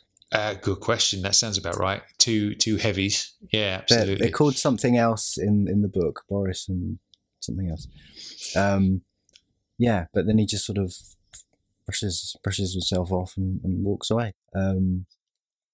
But he escapes in the film, just puts his hair back and off he goes. Off he goes. Yeah, so it says, Bond heard the footfall in the sand too late and turned the wrong way. A flash of lightning struck him behind the right ear and a deep pit opened up at his feet. He tumbled slowly into it and looking back as he rolled over and over, could see that the triangular face of Cheops was rising not 450 feet into the sky, but forever until it blotted out the heavens like a great black cliff. So there it is. Now that plot device of Bond getting knocked out is what gives us our first, well, I wouldn't say first, but one of the key sort of big sequences that doesn't feature in the film. Yeah. So it's basically my turn to read to you for a little while, Dan. Are you excited? Yes, I am very much. Although if we can, well, yeah, I'm excited. I feel bad for Bond because this is going to hurt. This is going to hurt. And any gentlemen who are listening, right, because you are out there, any gentleman, just cross your legs a little bit and put some sunglasses on because your eyes will be watering by the end of this next chapter. So if you're eating sausages, put the fork down. Indeed. So we are moving on then to chapter number 10, which is called Shock Tactics. Chapter 10. Shock Tactics. Somebody was tapping on Bond's head and asking to come in. The sound was a long way away and heard through many closed doors, but it was distinctive and persistent. Bond waited, hoping that whoever it was would go away, but the sound continued, rhythmic and jarring.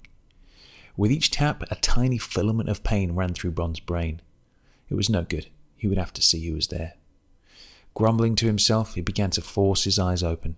How difficult it was. He must have been in deep sleep. Curse them for disturbing him. Now, who was there in the thick swirling mist? Bond screwed up his eyes to concentrate.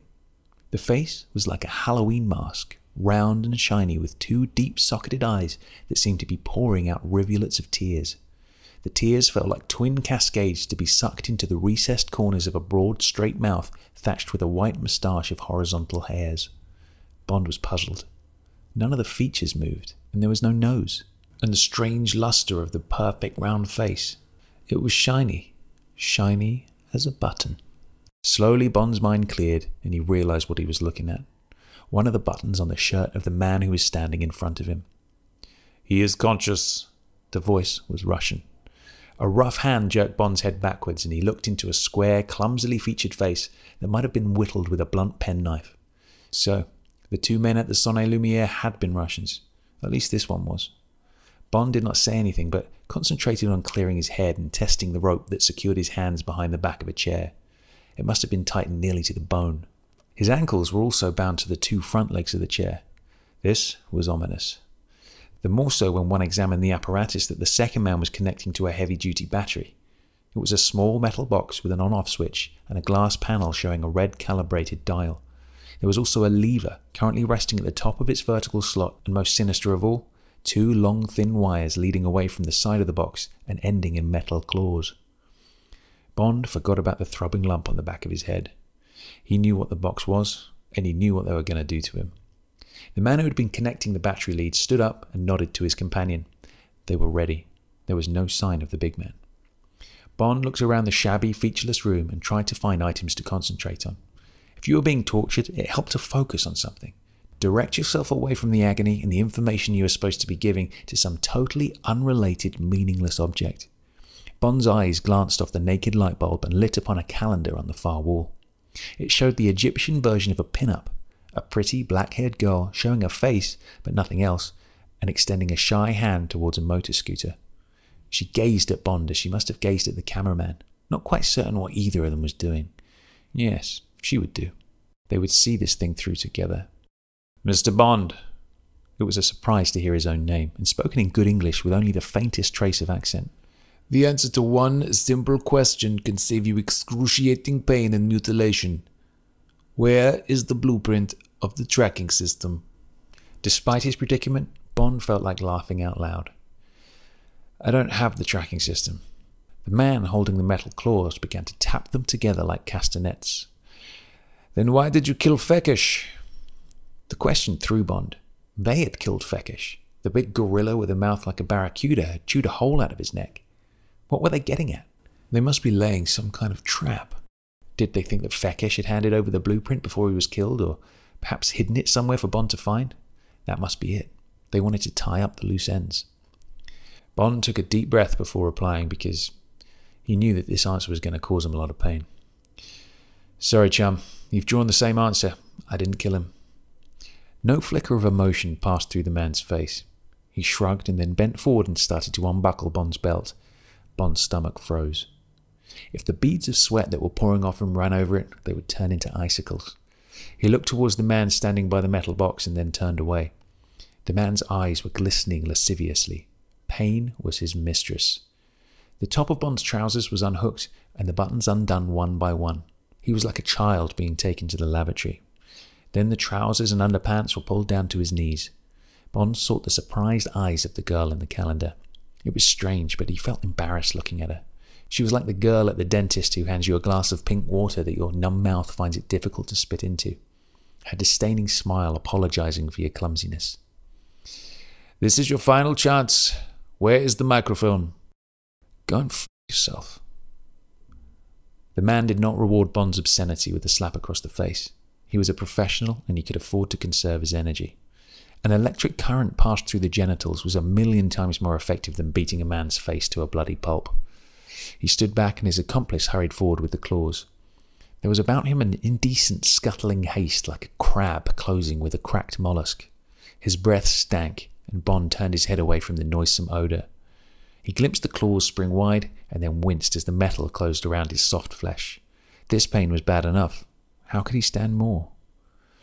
The operator bit his lip for an instant and then returned to the machine. He moved his hand to the on-off switch and then turned to Bond as if to photograph him in repose.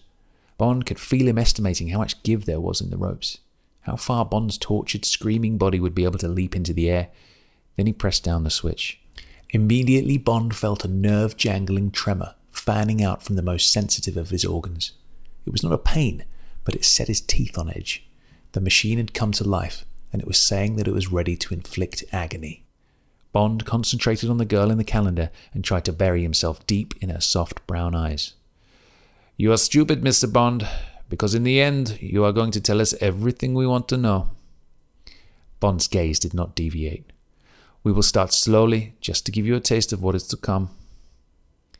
Keep looking into the kind brown eyes. The nice lady is trying to sell you a motorcycle. With a motorcycle you could drive away from this room and never come back. The scream left Bond's body as if it were taking most of his vital organs with it. He felt his body dismantling to make way for its passage through his throat, but his throat wasn't big enough. The scream escaped through his brain, through his ears, everywhere. He had been prepared for pain, but this was too horrible. It was a physical invasion of his body. It was unlike anything he had ever experienced before, as if his whole nervous system had been turned over with a sharpened spade. You see, the voice came through the mists of purple pain. It is not pleasant, is it? And it can go on and on and on. Bond's body was awash with sweat. He could feel it dripping down onto his chest. There was a cruel throbbing from his wrists, telling of the strain he must have put on his tightly tethered hands when the current threw him forward. But do not despair. It is when you can no longer feel that you should become worried, for then you will no longer be a man. God save me, thought Bond. Is there any other force on earth or in heaven that can pluck me from this crucifying rack of pain? Would you rather talk now or later? Bond pulled his head up and once more focused on the calendar. Come on, sweetheart. We can do better than this. I thought we had something beautiful going between us. I thought we were on the brink of something. This time, Bond was prepared for the wave of pain. It swept in like a rising tide, probing familiar ground, infiltrating pre-explored crevices, and then it edged forward, overlapping itself to invade new territory, saturating unexplored sand, drawing forth new screams of seared, screeching agony. The hinges of Bond's mouth snapped back and his throat dived into the columns of an organ as he hurled himself forward against the cruel ropes. The Roman candle of pain between his legs was burning out his soul. Niet! The waves fell back and the sea of suffering slowly withdrew. Bond, head on sweat-soaked chest, strained his throbbing ears for another sound of that female voice. Fools! Imbeciles! Are you trying to kill him? She was speaking Russian, but Bond could keep pace with her. His time for a diploma at the defector Vozdvizhensky's language symposium for employees of the Ministry of Defense had broken all records. What information can he yield us dead? There was an immediate murmur of disgruntled disapproval. Bond opened one eye, straining to catch sight of his newcomer. He saw two slim trouser legs, one petulant heel tapping against the floor. Must I remind you again who is in control of this operation? Untie him and revive him. We have drugs that can do this work. Not entirely an altruist, thought Bond. But Major, with respect. The voice belonged to the senior torturer and had precious little respect in it. We have experience of these methods. We have enjoyed much success with them. The man will not die until we want him to. Nevertheless, do as I say. Bond gambled that all eyes would be upon the speaker and turned his head slightly. Through half-closed eyes he could make out an erect female presence that was familiar. The girl he had seen at the Sonne Lumiere. So, she was one of them. Not one of them, but in control of them. He could understand the reactions of the others, having to receive orders from a woman after years of torturing people their way. Why couldn't she find a job in a factory or on a collective farm? God knew they needed all the help they could get. Bond continued to push back the heavy curtains of throbbing, aching pain and stifled the scream that rose to his lips as the claws were plucked from his flayed organ. He heard a knife click open and the blade began to saw through the ropes about his ankles. This was it. His only chance was approaching. If he didn't make a move soon, he was finished. They would open him up by one means or the other, and when they found there was nothing inside, they would kill him. The girl wasn't being squeamish. She was practical. Bond risked another glance. The operator of the machine was sulkily wrapping the connection wires round his fingers. Suddenly the mist of pain rose as it was penetrated by the bright sunlight of an idea. It might just work. Bond lolled forward and felt the knife sawing through the ropes at his tortured wrists. Halfway through, 3/4, 7/8. He braced himself and as the rope parted, hurled himself forwards towards the hideous instrument of torture that had set out to emasculate him. It was still humming and a red light glowed. Too late. The operator saw what was in his mind and desperately sought to free his fingers from the enveloping wire. Bond drove the lever down so that it buckled against the bottom of the slot. The needle on the gauge leapt forward and with a bright flash the man's body jackknifed into the air. There was a two-tier scream and a disgusting smell of burning, frizzled flesh. The man's features flattened against the wall with a sickening, blood-smearing crunch, but he was dead 1/20th of a second before the impact. Instinctively, Bond ducked to one side and the knife arm flashed past his throat. With automatic deference to the classic defense riposte, his right arm cut across and his body swiveled with it. The two forearms met halfway between the two bodies, and the withdrawing knife arm was jarred to one side.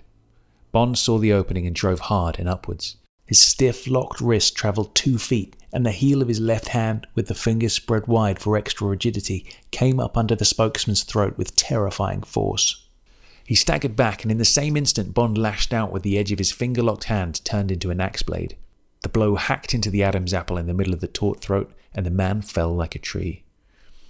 Bond looked down at the two untidy heaps of human being and wondered how long it would be before streams of homeless vermin started to leave their bodies. The girl was staring at him as if mesmerized by the events of the last few seconds. Bond fastened his trousers and looked at her just long enough to see that she was beautiful and not pointing a gun at him. "Thanks for saving my life." He smiled grimly and added as an afterthought, "and possibly one or two other people's." And then he was through the door and down the worn stairs 2 at a time, throwing his weight against a second door and feeling the blessed cool of the night air. He ran hard down an alley and then out into a street where people were walking, and he could slow down and walk amongst them, listening to his pumping heart reassuring him that he was still alive. Chapter 11. Adventures in Clubland. The Mujaba Club was an incongruous building to find in a bustling tourist metropolis on the eastern bank of the Nile, 375 miles south of Cairo, for that was where Bond eventually found it, on the outskirts of Luxor. It was surrounded by clumps of palm trees to be sure, but that, apart from its awnings and shutters, was its only obvious concession to the mystic East. In all other respects, it was redolent of the area when Britannia ruled the waves in most of the land that divided them. It looked like a cross between an open prison, a Methodist church hall, a youth hostel, and the officers' mess of an inferior county regiment. And because it was none of these things, yet clearly built by English hands, it had to be a club. Bond was feeling less depressed. He was not a masochist, but the pain and relentless action of 2 nights before had left him with a keen edge of purpose. He had a lead, something to go on, something to get his teeth into.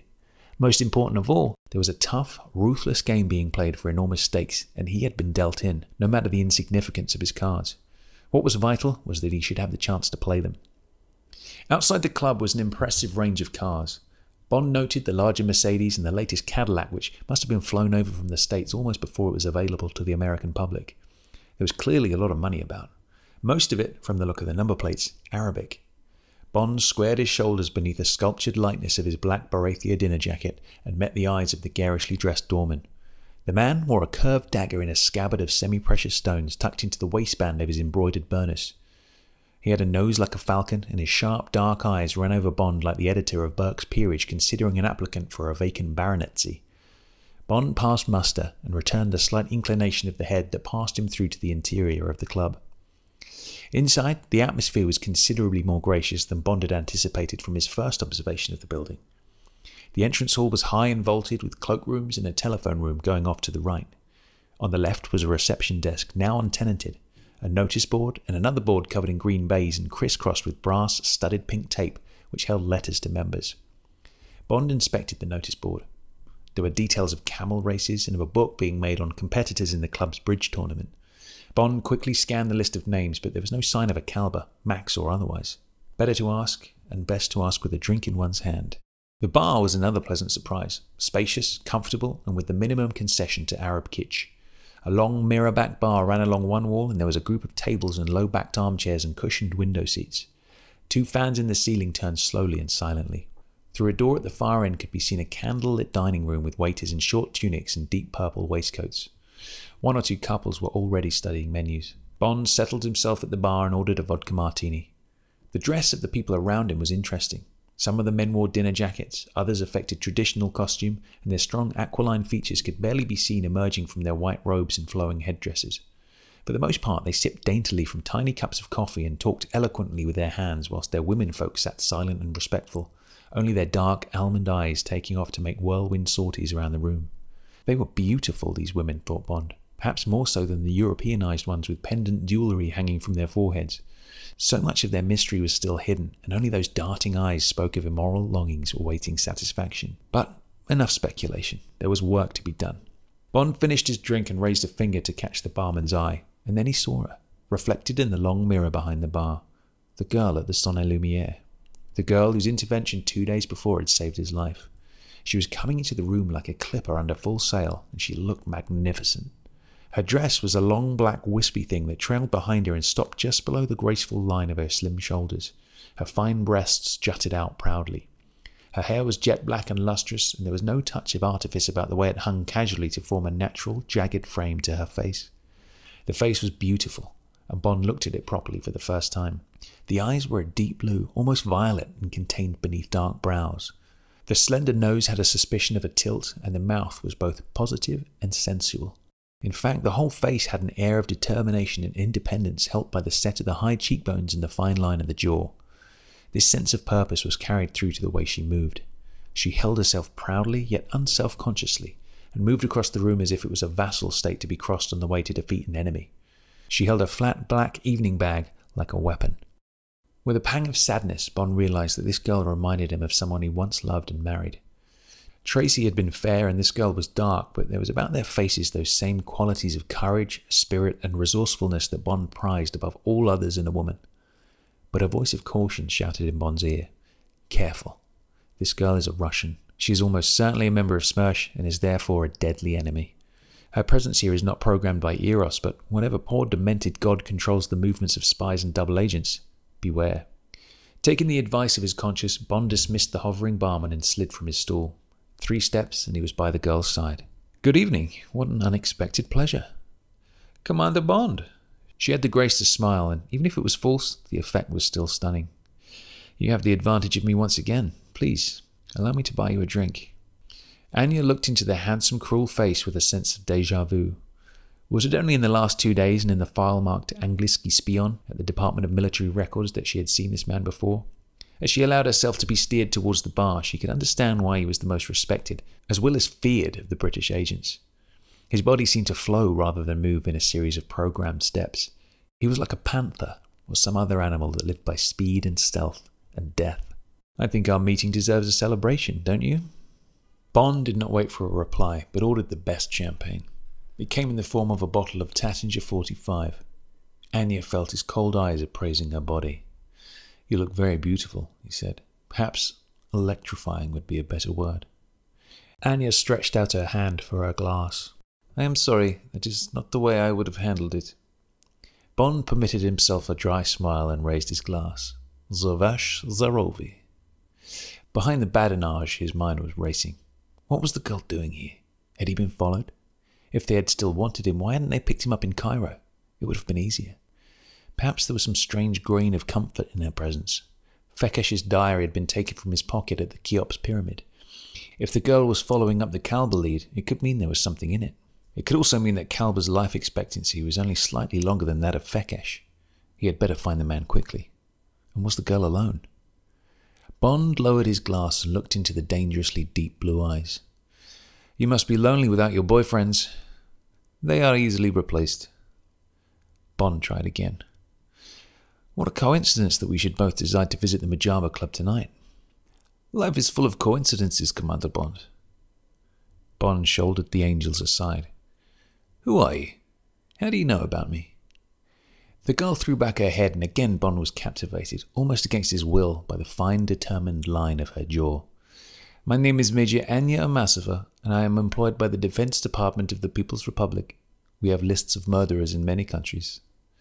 Most of them working for you, I would imagine, said Bond.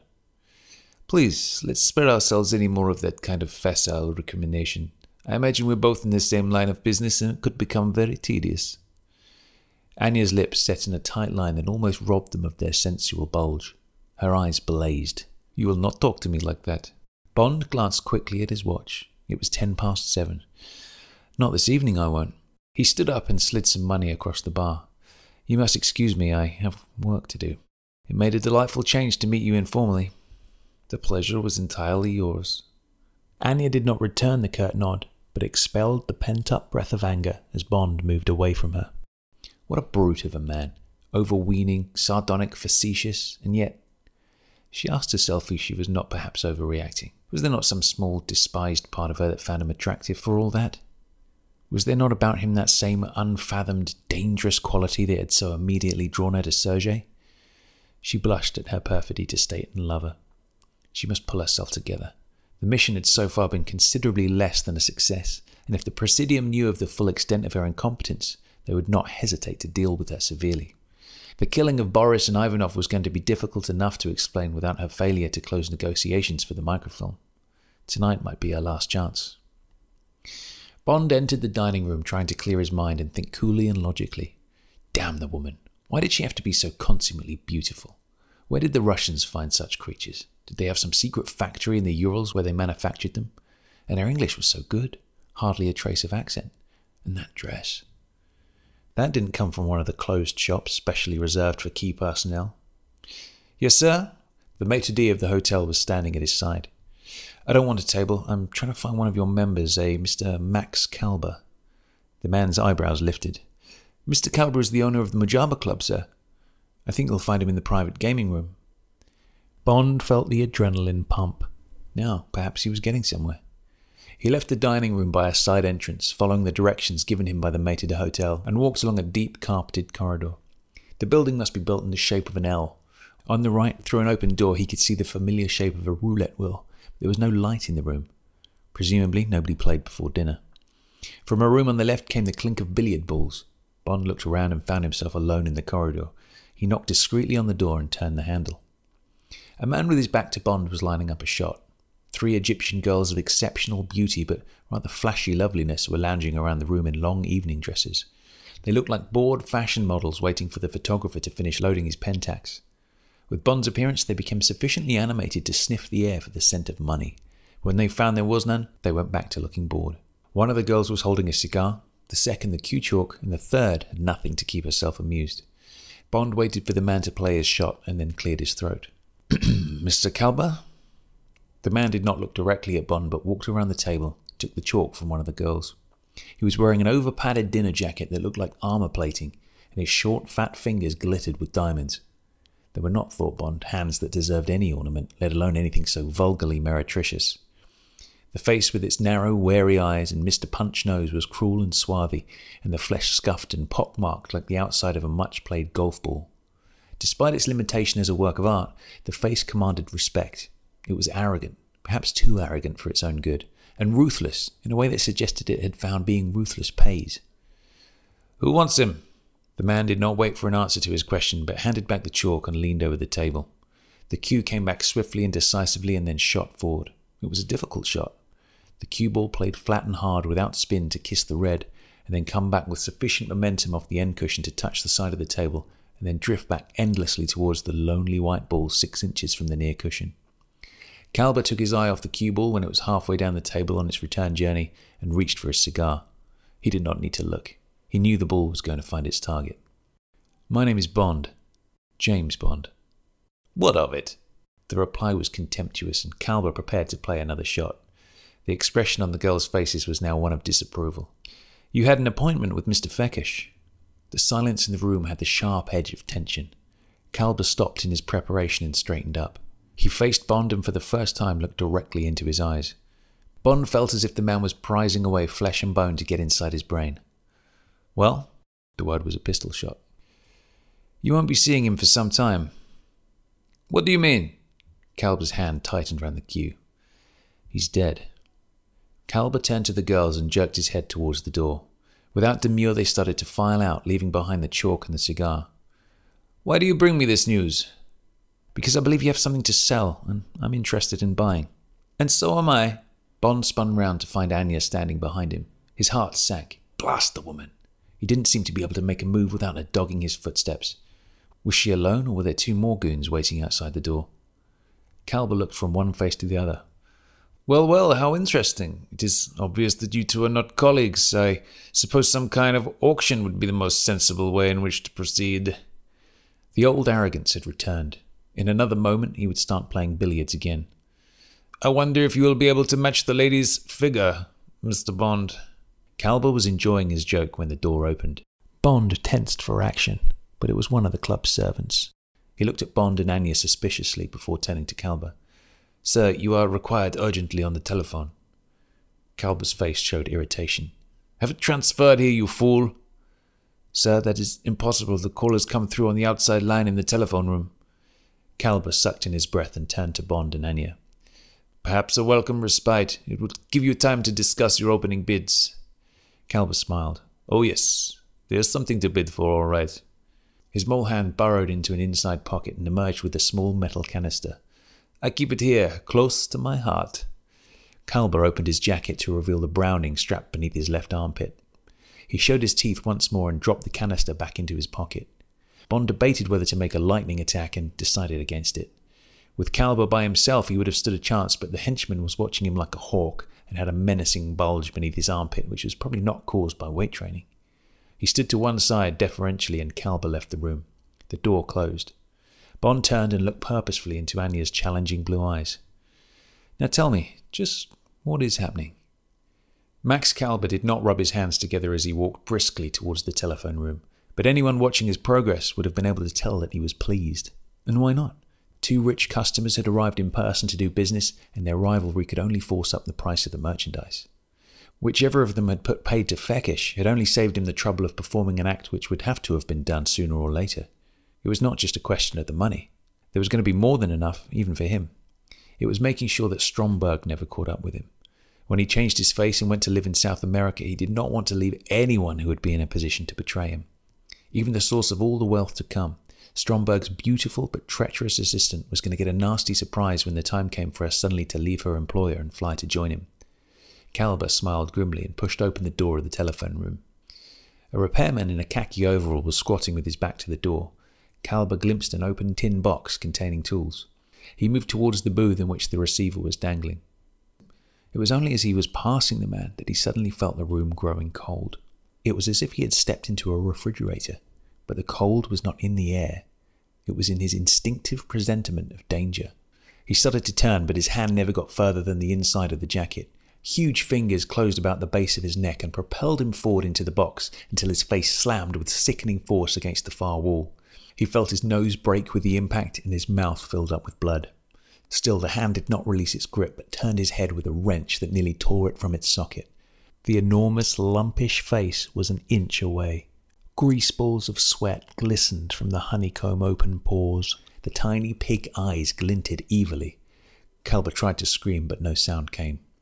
Jaws thrust him into the corner and bared his teeth. Chapter 12.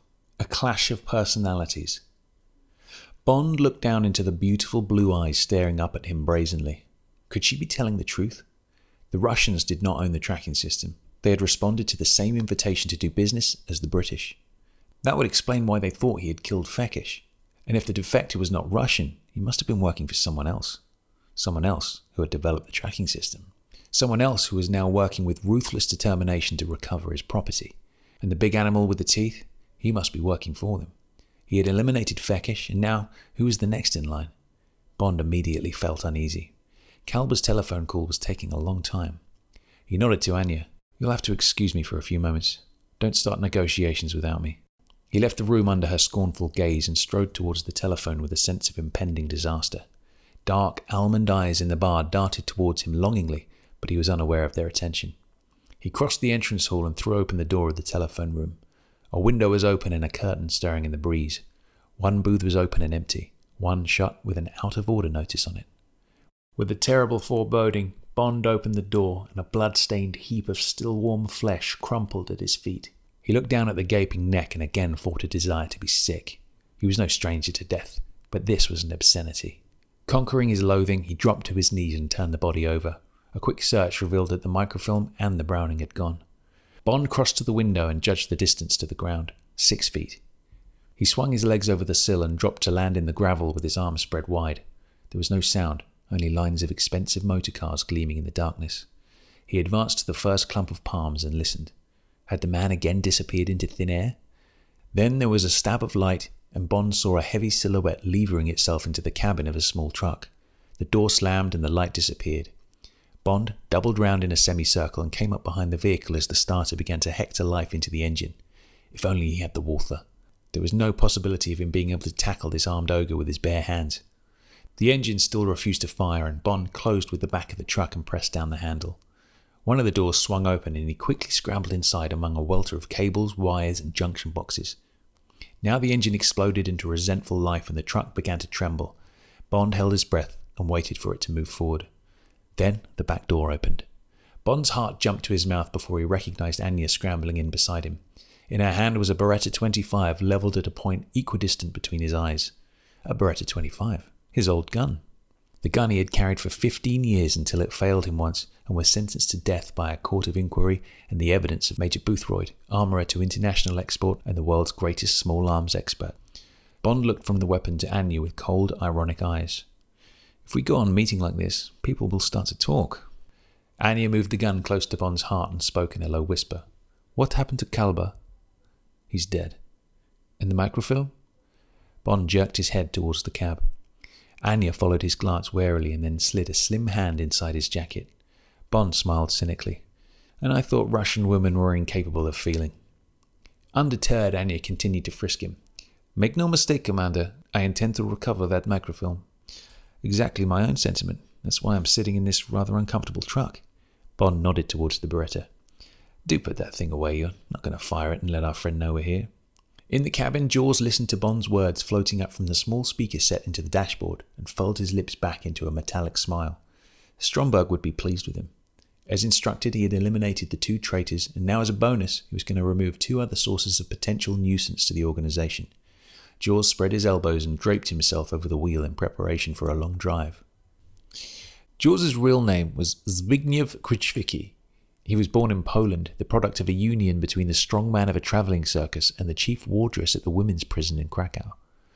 The relationship and subsequent marriage had been a stormy one, and when it broke up, the young Zbigniew stayed with his mother and attended school and subsequently university at Krakow. He grew to a prodigious height, but in temperament he followed his father and was surly and uncooperative, given to sudden outbreaks of violent temper. Because of his size, he commanded a place in the university basketball team, but he was sluggish of reaction, and his lack of speed was constantly exposed by more skillful but less physically endowed players. This lack of ability to compete, despite his natural advantages, played upon his mind, and he became more and more a dirty player, singled out by the crowd for jeers and abuse. A series of incidents culminated in his being ordered from the court during a key match against Poznan, and reaching up to tear down the net and assault the referee. A merciless flaying with a loop of metal meant that the official had his scalp lifted from his head before Zbigniew was eventually pacified. That was the end of his career as a basketball player and university student.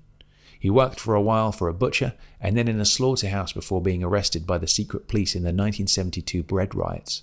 His appearance on the streets hurling paving stones owed nothing to political conviction, but was a direct result of his natural appetite for violence. This appetite was temporarily sated when the police manacled his hands behind his back in a punishment cell and beat him with hollow steel clubs encased in thick leather until his jaw was turned into bone meal.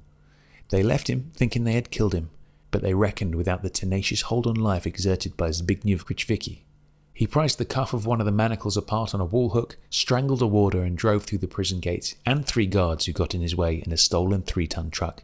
He exchanged this for a private car and drove to Gdansk, where he succeeded in stowing away in one of Stromberg's vessels that happened to be taking on timber in the port. He was eventually discovered near to death as the vessel neared Malmo. Reports of his grotesque size and appearance attracted the interest of Stromberg, who flew down from Stockholm to view the strange stowaway. To Stromberg, ugliness could be more affecting than beauty, and in Zbigniew's swollen, brutish face and huge, ungainly body, he saw a creature that might have come from the Stygian, unexplored depths of the ocean.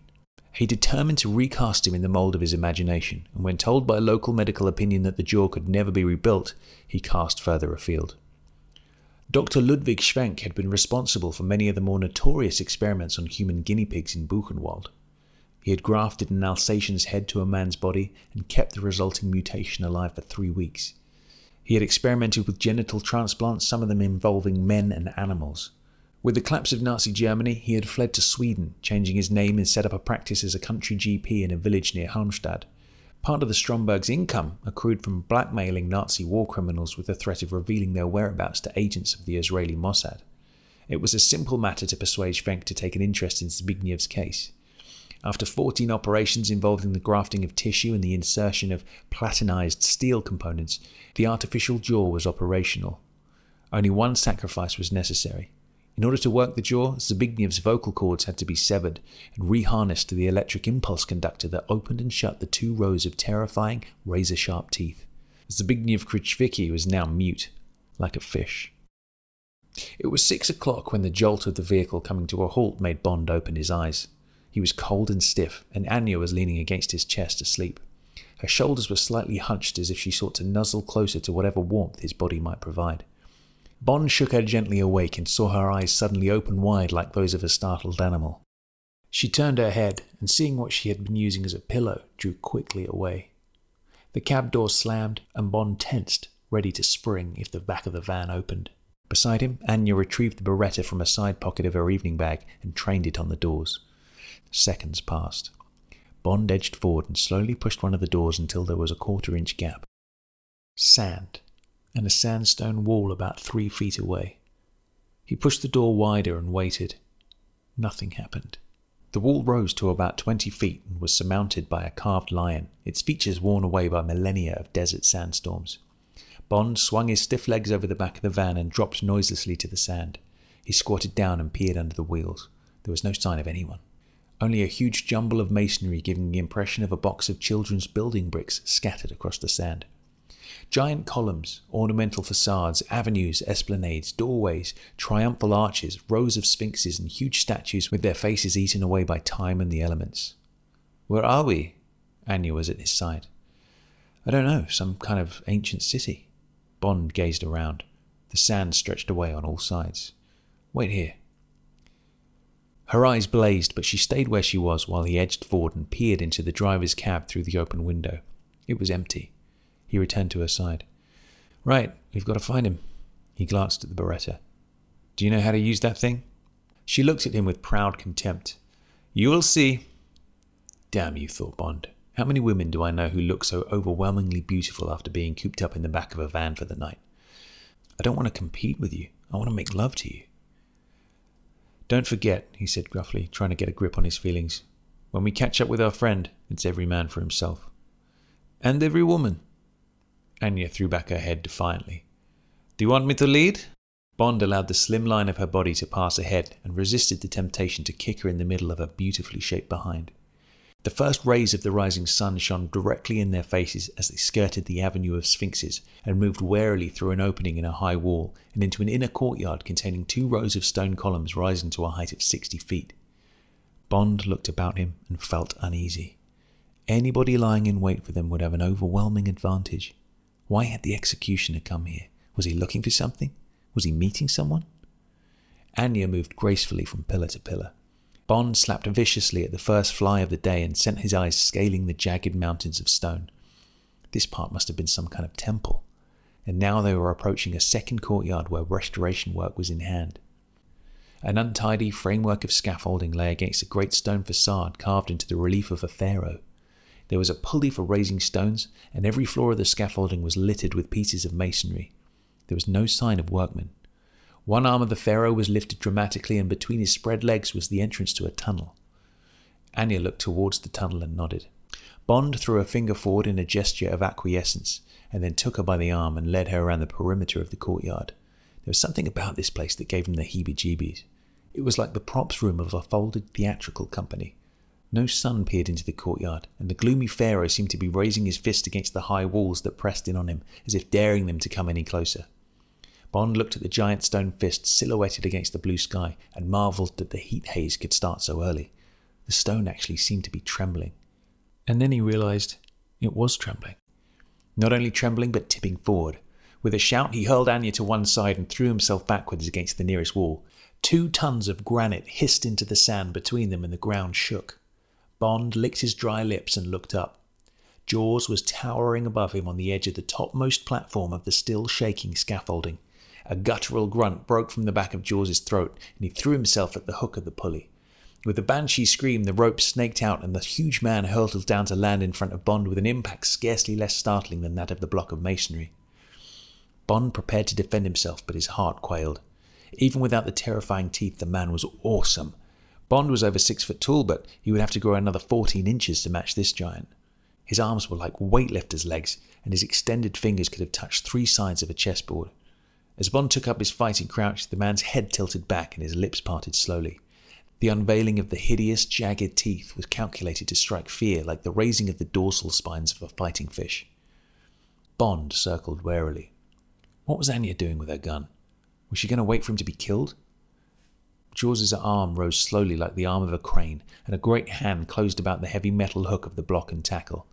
Bond saw the glint in the eye and felt like a coconut in a coconut shy. Yuh! The huge arm flexed, and enough metal to forge an anvil screamed towards Bond. He hurled himself to one side, and the rope stung him like a whiplash as it whistled past. Behind him there was a sound like the aftermath of a demolition gang swinging an iron ball at a building. Jaws smiled and lumbered forward.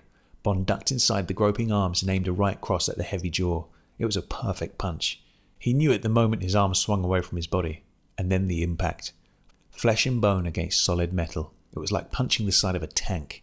For a moment he thought he had shattered his knuckle. A flame of pain ran up his arm to the socket.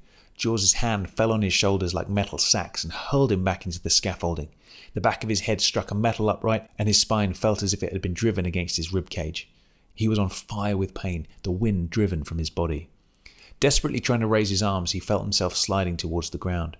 Jaws moved forward for the coup de grace, his steel teeth parting like the expectant maw of a guillotine. "Stay where you are!"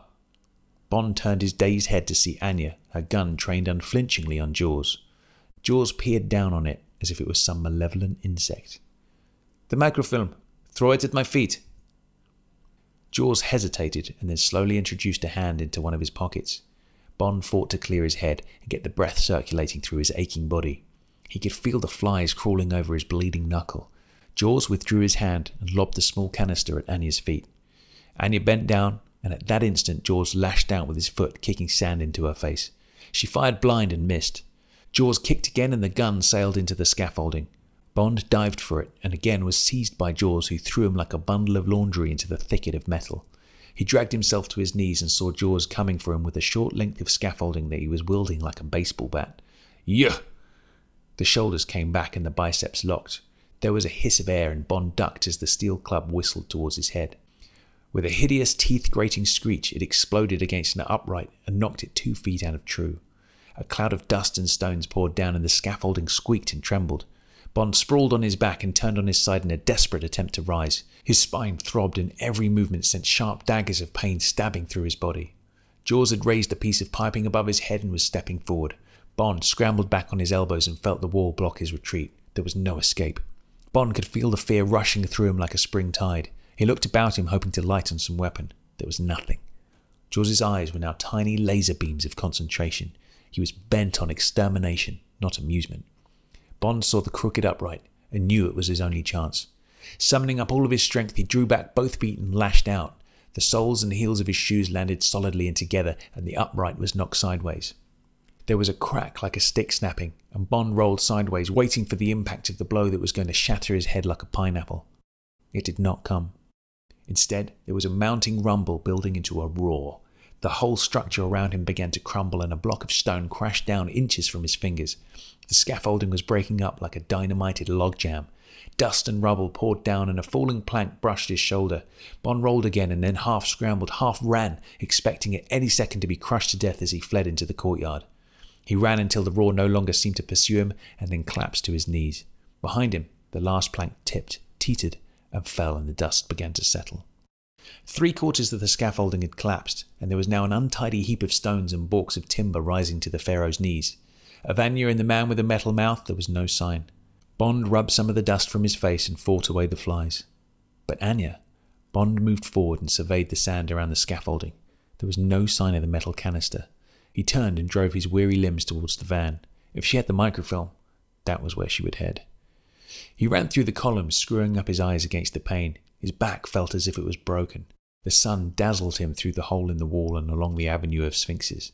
Bond came up behind the passenger side of the van because there was less chance of being seen in a rearview mirror and raised his hand to grip the door handle. A pause and he hauled it open. Anya was bent over the controls, fiddling with a couple of wires under the dashboard. The canister and the Beretta lay on the seat beside her. Bond lunged for them gratefully and slipped them in his pocket. "I didn't know you were mechanically minded." He held out the ignition key. "Why don't you try this? You'll find it easier." With a noise like a bomb dropping, Jaws landed on the bonnet in front of them. He had jumped 12 feet from the wall. The bonnet buckled and Jaws' head butted the windscreen, sending out a radiating spider's web of cracks. His face was bleeding through the dust, and his eyes were mad. "Step on it!" Bond relinquished the key and reached for the Beretta. As the engine leapt into life, Jaws rolled from the bonnet and snatched at the handle of Bond's door. Bond locked it half a second before the fist formed around the metal and the handle was torn off. Anya fought the wheel round and the van leapt forward. Like a wounded buffalo, Jaws charged the vehicle and butted and kicked it.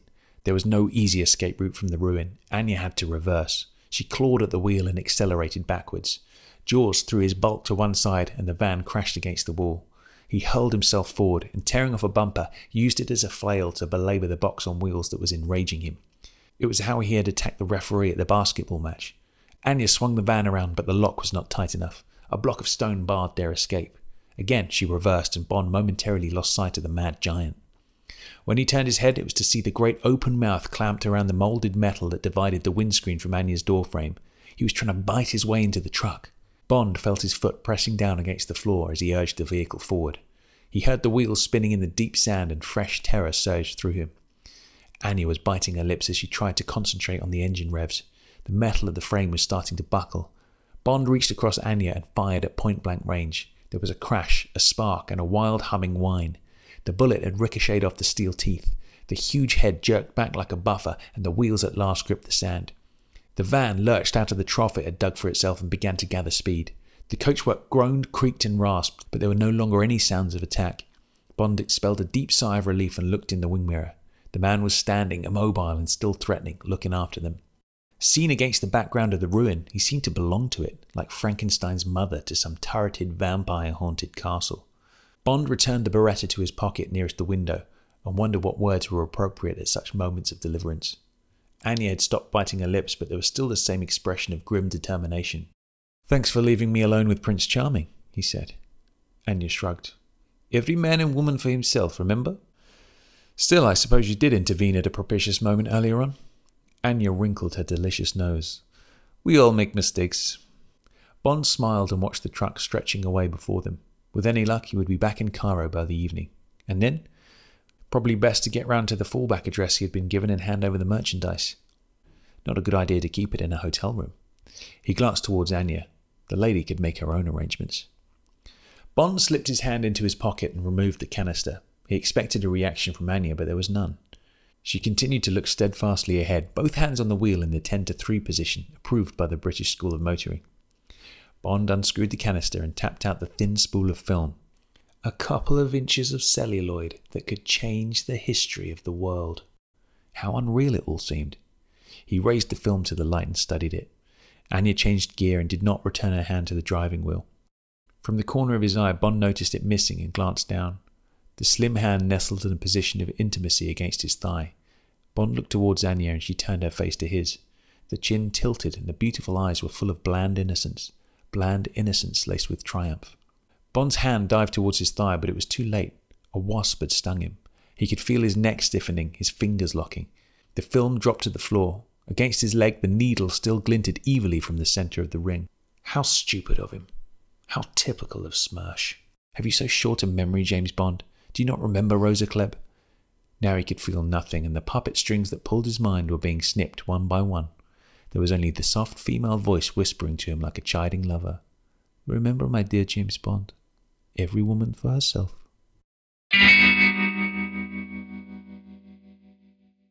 Okay, right, there we are. Now, chapter 10 there, going back to chapter 10, shock tactics.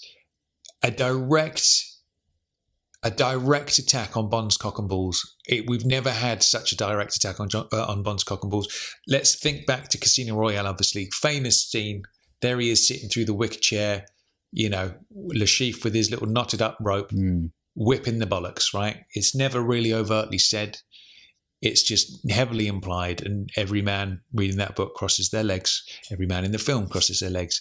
But this is very much on the nose, isn't it? This is obviously a sequence that doesn't feature in the film not at all. on the nose, but it's not, is it? It's on the penis. Now let me just reiterate a paragraph, right? An electric current passed through the genitals was 1,000,000 times more effective than beating a man's face to a bloody pulp. He stood back and his accomplice hurried forward with the claws. There was about him an indecent scuttling haste, like a crab closing with a cracked mollusk. His breath stank, and Bond turned his head away from the noisome odour. He glimpsed the claws sprung wide and then winced as the metal closed about his soft flesh. The pain was bad. This pain was bad enough. How could he stand more? Now, in the days of Fleming, you wouldn't be able to say that. You wouldn't be able to say, got his cock and balls in the clamp and there it is. You had to dance around it a little bit more. And even then it was called obscenity and sadism and God knows what, wasn't it? How does this make you feel, Dan? Not comfortable. It has been several years. It's been 30, 14, 15 years since Fleming had stopped writing. So obviously things had progressed. Cinema had progressed. You could get far more violent, far more overt with nudity, and everything had sort of grown up a little bit. So I think that's just, if Fleming had still been writing, he probably would have been doing this sort of thing. Yeah. It's not a million miles away from what he did in terms of subject matter. It's just described in a little bit more colour. Yeah, described a bit more overtly, I would say. It's just, there's no, if you could be forgiven, I think, for, it's been a while since I've read it, but the bollock whipping sequence in Casino Royale, I feel like you could misunderstand it, especially if you were a younger reason, not quite realise what was happening. You could think he was just being whipped on the bottom or something. But this is like, literally, he's got his cock and balls in the claw right there, ready to do it, Remember a couple of years before this, Colonel Sun had a pretty horrible torture scene, didn't it? That was with the needles in the ears, that one, wasn't it? Yeah, that was pretty gruesome. And each time they do this kind of torture. I'm sure there's another one somewhere along the line. I'm sure Bond gets tortured in some other book as well. I can't think what it is. It's not coming to me. But every time it seems to suggest this is it. He's never going to recover from this. You know, he's mangled up for good. The needles in the ears in Colonel Sun. That sounds like it's doing permanent damage to his hearing, and yet he's fine. Yeah. So in that sense, I suppose what happened to Inspector kind of makes sense, that he can just go, no, I'm all right, I'm fine. I've had a needle drill through the brain, I'm fine, and I'll just keep going. Do you know what I did think about Spectre during this sequence, because obviously he's been electrocuted through the gonads, and then obviously Anya comes in and saves the day without realizing. She tells him to stop, and then rather than them just releasing him, he leaps up and basically takes out the two dudes. So I would imagine, let's just get one thing straight. If I was a spy and I was captured, they would only have to look at my bollocks, and I would say, listen, I'm going to tell you whatever you want to know. Just please do not touch them, right? That's it. There's no messing about. I will tell you whatever you want to know. I don't care how many men die. Please don't touch my cock and balls. Okay. Whereas Bond obviously doesn't care. He's happy with that. He'll go for it. But I can imagine being so incapable. You know what it's like when you get kneed in the bollocks or whatever, when you're at school and you're playing football or something, and that horrible, excruciating, doubling over pain where you just kind of feel sick and you just have to sit there and wait for it to go. Imagine being electrocuted through the cock and balls and then leaping up and taking on two sort of fit, bad dudes. And it did remind me very much of Spectre, because he basically just throws his clothes on, says hello to Anya, and then bolts off down the stairs and out into the street. So I feel like that's very similar to the Spectre thing, isn't it? He leaps up and he's fine, and off he goes. He probably collapses when he's out of sight. It's just, look at me, I'm fine. And then as soon as no one can see him, oh God, what the hell have I just done? Oh. Yeah. Do you think he had a moment where he got back to his hotel room and just had a little inspection in the mirror, little cry, have a little poke around? Is it all right? Is it okay? Yeah, probably did. I can imagine he rang down to reception to get one of those little tools that the dentist has, so he can look underneath everything. Yeah, a little hand mirror, a torch and an angled mirror. Well, I really like the moment in that sequence where he wakes up and he sees the big, round, looming, symmetrical face of the man who's beating him up, and it looks very round and very small and white, and gets smaller and smaller, and then he realizes it's not a face at all; it's a button. He's actually staring. Yeah, that was quite a dreamy sequence. That is, I could see that on screen almost in my mind's eye. Yeah, I'd like to see that happen. I think that would be really good. Yeah, it's a good sequence, and I can only reiterate what I said last time. If this was made into a film, it would have had an X rating, and it like License to Kill. It wouldn't be put on 5 o'clock on Christmas Day. It would be 10:30 at night every Absolutely. time.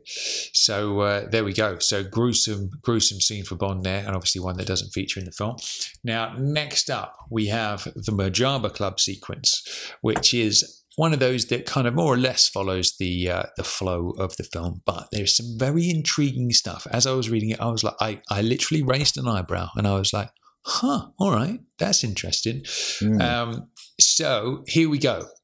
I'm gonna read to you a little section again that I find very intriguing. This is something we don't get.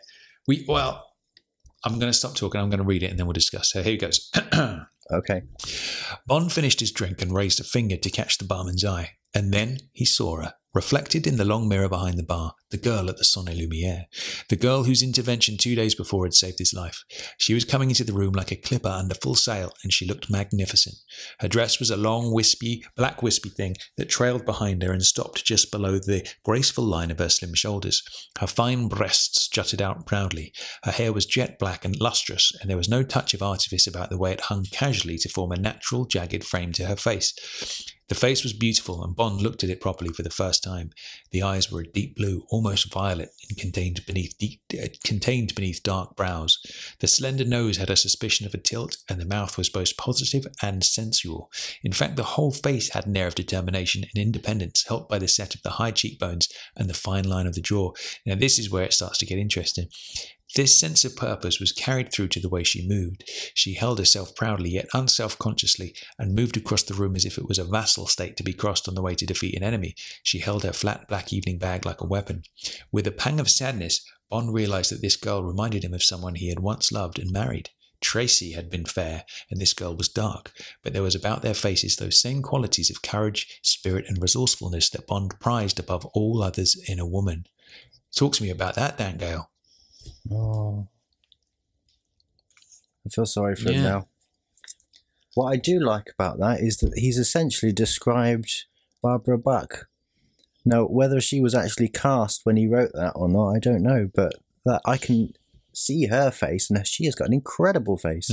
It's like it's been sculpted. The cheekbones are outrageous. Yeah. And that is a description of her. Absolutely. And but it's because obviously in the film we get that sequence where she sort of references his wife and he sort of brushes it off and is like, I'm sensitive about some things, or whatever the quote is. So there is that mention of kind of Tracy in a roundabout sense in the film, but this XXX actually, in the way she carries herself, reminds him of Tracy, which I think brings a whole new level to things, don't you?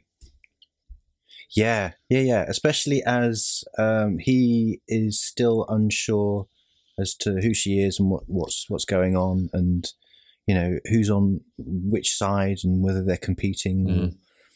As far as he's concerned, the Russians are behind the Fekkesh's death. They've got the microfilm, and that's the enemy. It's I think in the film he knows who she is using the Rolodex in his mind. He knows everything about her favorite drink and what rank she is in the Soviet army and everything. Whereas in this one he's a little bit unsure. In the novel he's still unsure as to who she is and what's going on. It puts something extra in the reader's mind with regards to his vulnerability, which is shown in the film, but not to the same extent. In the film, it looks like she prods him a little bit, and he goes, "Oh, hang on, don't go there, don't talk about that." Whereas in this, it's set up that he is totally going to fall head over heels in love with this woman. But he probably shouldn't. Absolutely. There's a line about he stops himself, doesn't he? He's like, hold on a minute. She's Russian. She's probably working for Smersh, and that's obviously a bad idea. But there we go. I do that all the time. Indeed, absolutely. Especially in this day and age with what's going on in the news. Good Lord. But there we go. So the rest of the chapter kind of plays out like the scene from the film. He sort of bumps into Max Calber. He's playing a game of pool. And then obviously XXX kind of comes up behind him, and they start the sort of not the bids, but they're jockeying for position, letting Calber know that they both want a piece. And now listen, I've got a question for you, Dan. We both, in the process of recording this, we both in today's episode got to say the immortal line of the name's Bond, James Bond. And I would like to know, when you recorded your version of it, how many attempts did you have, or did you just do it in one go? As I was recording it, I recorded it about 3 or 4 times. And then after the 4th time, I recorded myself saying, I wonder how many times you've recorded it, Tom. And then I carried on. Very nice. I didn't think you'd ever hear it, but I was speaking to you, through the ether. Yeah, I must admit, because you've got to get that right. You've got to get that right. I'll tell you what I did. I did it, I think it was 5 or 6 times. And I did a couple just to see what would come out. And I did a couple with a bit of a Roger flavour. And then I did a couple with a bit of a Pierce flavour and a Shone flavour, or my approximations of. And then I just listened back through. And then I tell you what I even did. I carried on, finished my recording session. And then I thought, I'm not going to choose which one I'm going to use until the next day. I've listened to it enough. I'm going to come back tomorrow, and then with fresh ears, I'm going to choose my favourite one. And then I went with that. So that one line has had more thought than any other line in the whole thing. I have Oh man, I go off on tangents when I'm talking, and it's the same when I'm reading stuff. I record stuff again and again and again and again because I don't feel I've got it right every time. I think that I could have read that better. I could have read that quicker or slower, or maybe do that with an accent. Or I might even read a line and then realize at the end of it that it was actually someone else reading it, not the person that I was impersonating. Yeah. So I record each chapter in total. Each sort of sentence is maybe done 3 or 4 times anyway. I must admit, I found myself doing the same thing, yeah. And then you have to edit it, which means hearing it a lot. And then you have to listen to it back to check that the levels are correct and everything like that. So you do learn, by doing this, you learn the book almost word for word. But that line in particular, I felt I had to get that right. Absolutely, yeah. And I didn't realise it was done twice. I didn't realise it was done so soon, because he says it to Felicia as well. Well, the thing with the one in the Max Cowburst sequence, there's the one in the film, and there's a big build up to it, because he's like Mr. Cowber, and then basically Cowber says whatever he says, he's like, who wants to know, or something, and then there's this whole sequence where he goes back to the pool table and he like lines up his shot. And then he knocks his shot, and there's this big description of the ball coming back to the table. And it was like, it's just this, like, it's hanging in the air. You know what's about, you know, the line's about to come, and it's kind of building up to it. So there's a lot of pressure on the performance there. But there we go. I think we both carried it off all right, don't you? I think, yeah. Well, you definitely did. Yeah, you got the killer line straight after it, which is what the heck. Yeah, absolutely. Which is like, so I don't care. Yeah, absolutely. Why is that line so important to us? Why is it so... The Bond, James Bond. I don't know. I remember having this discussion with Chris on an older episode. I don't know why we find that so exciting. Why the fact that he says his last name first and then his first name and last name. It's just such a funny little thing, but it is just... It's one of those things, man. You know, in the because he doesn't say it in Quantum of Solace, does he? They just didn't use it. It's one of those things, like when you mess with that formula, you miss it. Do you know what I mean? It's like having the gun barrel at the end, or not at all, or whatever. It's just one of those things that you want it. And when you hear it, it just does something. I don't know what it is. It's like, why is the color blue pleasant? I don't know. It just is. Yeah. Yeah. Maybe it's, I don't know. Yeah. Perhaps to a non-fan, they wouldn't miss it. But, if you can make sure that that's in every film or every book, and that you can do whatever the hell you want to the rest of it, it's fine. As long as you touch base there occasionally, I think people will forgive anything. Absolutely. Yeah. So, but they describe Max Calber in here as having a hawk nose like a hawk. Let's see if I can find the exact description. Mr. Punch nose. The face with its narrow, wary eyes and Mr. Punch nose was cruel and swarthy, and the flesh scuffed and pockmarked like the outside of a much-played golf ball. I really like that. I think that was very good.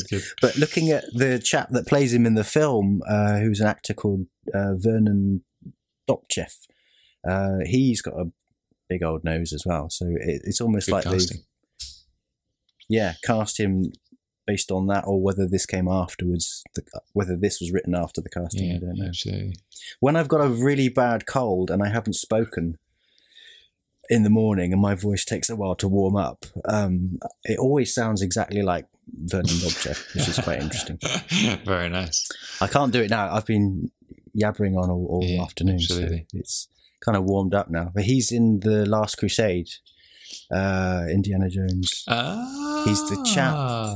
Do you remember they go to an Austrian castle to try and find Indy's dad, and they're met by a butler, and they pretend to be a Scottish art expert. If you're a Scottish lord, then I am Mickey Mouse. Yeah. That's Vernon Dobchev. Right. That's it. That's Max Calber. How about that? Yeah. I need to go and look at that again. Yeah. I love things like that, where I've seen that film loads of times and I've never just put the two and two together. Yeah. How funny. He's been in loads of stuff. You see him in all sorts of things. Yeah. He's still around. He's still going. He's in his 80s, and just as recognisable now as the other was. Man. Cool stuff. So to finish up this chapter then, it kind of plays out more or less like the film. Calber goes out to answer the phone. Jaws is out there in his repairman's outfit, bites him, and off he goes. And that's kind of the close of the chapter.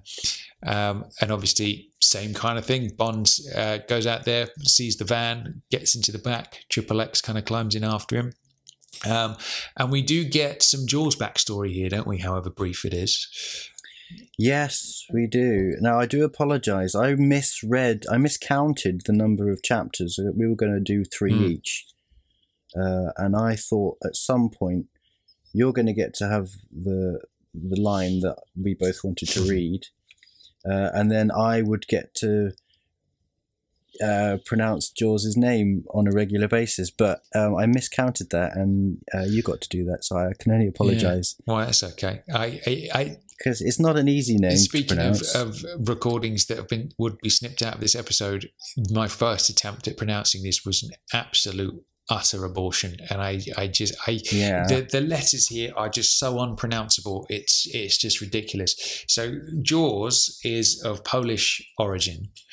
And I'm going to read it to you, which is how I think you're supposed to say it, or how I pronounced it in the recording anyway. And then we'll talk about it. So it's Zbigniew Kryczwicki, I think. That's what I can make out of it. Zbigniew Kryczwicki or something like that. I don't know. But man, that is a name, isn't it? I have a friend who is Polish, and she said that we got the pronunciation of Zbigniew correct. But she said she isn't sure that the last name is actually even a name. And she wouldn't know how to pronounce it. And, it's her sort of native tongue. So she thinks that there's a possibility that it may have been misspelt. Oh. I didn't have the book with me at the time, so I was only going by what I could find on Wikipedia.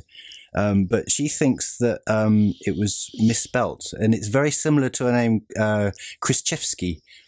Now that is a Polish name, and you could, if that's what they were going with, they just need to move a couple of the letters around. Interesting. But I think Christopher Wood has just thrown a load of letters at a page and thought, well, that'll do. Now, he's never assumed that any idiot is going to ever have to read it out. So here's a question. I'm pretty sure Zbigniew features in Fleming's The Spy Who Loved Me. Am I right in thinking that?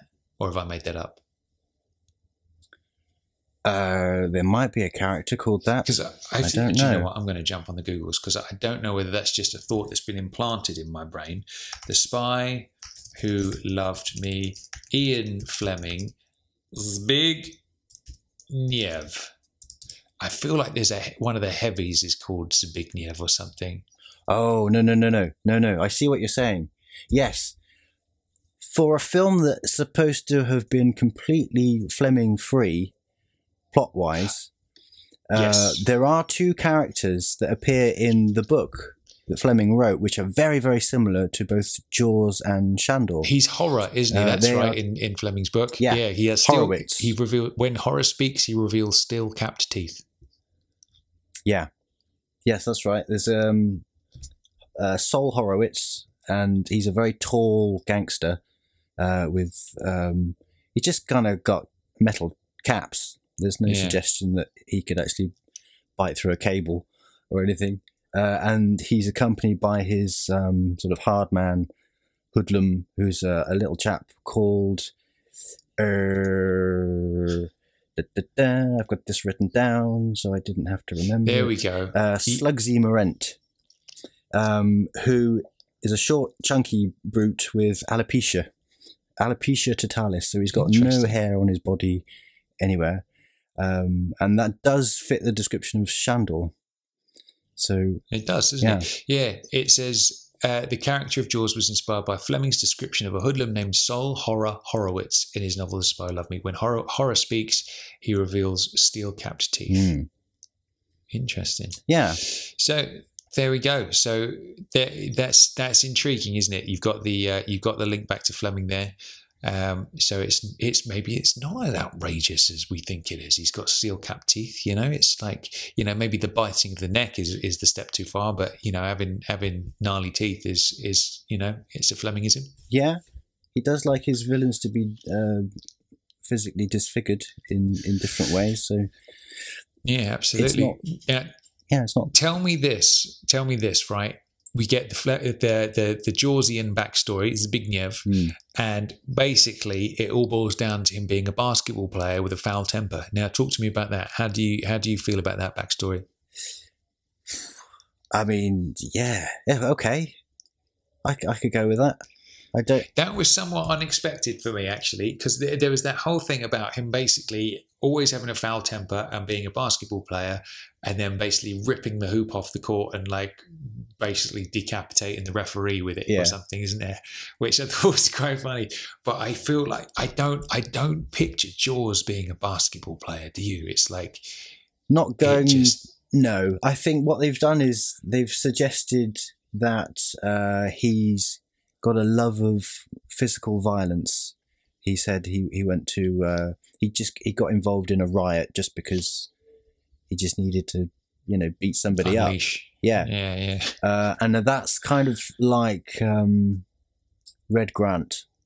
It suggests that he used to go around strangling cattle or whatever it was. And he was a bit serial killery, wasn't he, Red Grant? Get the urges out of his system. Yeah, so it's kind of like that. But I don't quite understand why they decided to go with basketball player, just to emphasize his height, I guess. Do you know what? The further we go through this book, the more From Russia with Love-isms we're picking up, in the sense that obviously, if you remember at the beginning, the whole kind of reason those dudes come into the shack up in the mountains is because they're trying to kill Bond, much the same way as trying to lure Bond out with the Lecter device in From Russia with Love, and then obviously you've got that reference there that's a little bit Red Granty. And then there is a Rosa Klebb moment in a little bit as well. Yeah. So I feel like that's a big influence on this book is the From Russia with Love. Now, the other thing I thought was quite interesting is talking about him loving violence. That even goes the other way as a receiver of violence, wasn't it? When he gets basically beaten up with the billy clubs I think it's the police that beat him up, isn't it? And that's what mashes all his teeth up. He actually that helps him out a little bit with his urges, doesn't it? It's just like even violence or not violence against him is something that's like, oh, thank God. You know what I mean? I didn't really pick it up that way. What did you? Yeah, let me have a little. He was enjoying it. Yeah, that's what I got. Oh, let me see if I can find the chapter a little bit. 1 second. It says, this appetite was temporarily sated when the police manacled his hands behind his back in a punishment cell and beat him with his hollow steel clubs encased in thick leather until his jaw was turned into bone meal. They left him thinking they had killed him, but they reckoned without the tenacious hold on life that was exerted by Zbigniew Kościuszki. He prized the cuff off one of the manacles apart on the wall and strangled a warder and drove through the prison gates.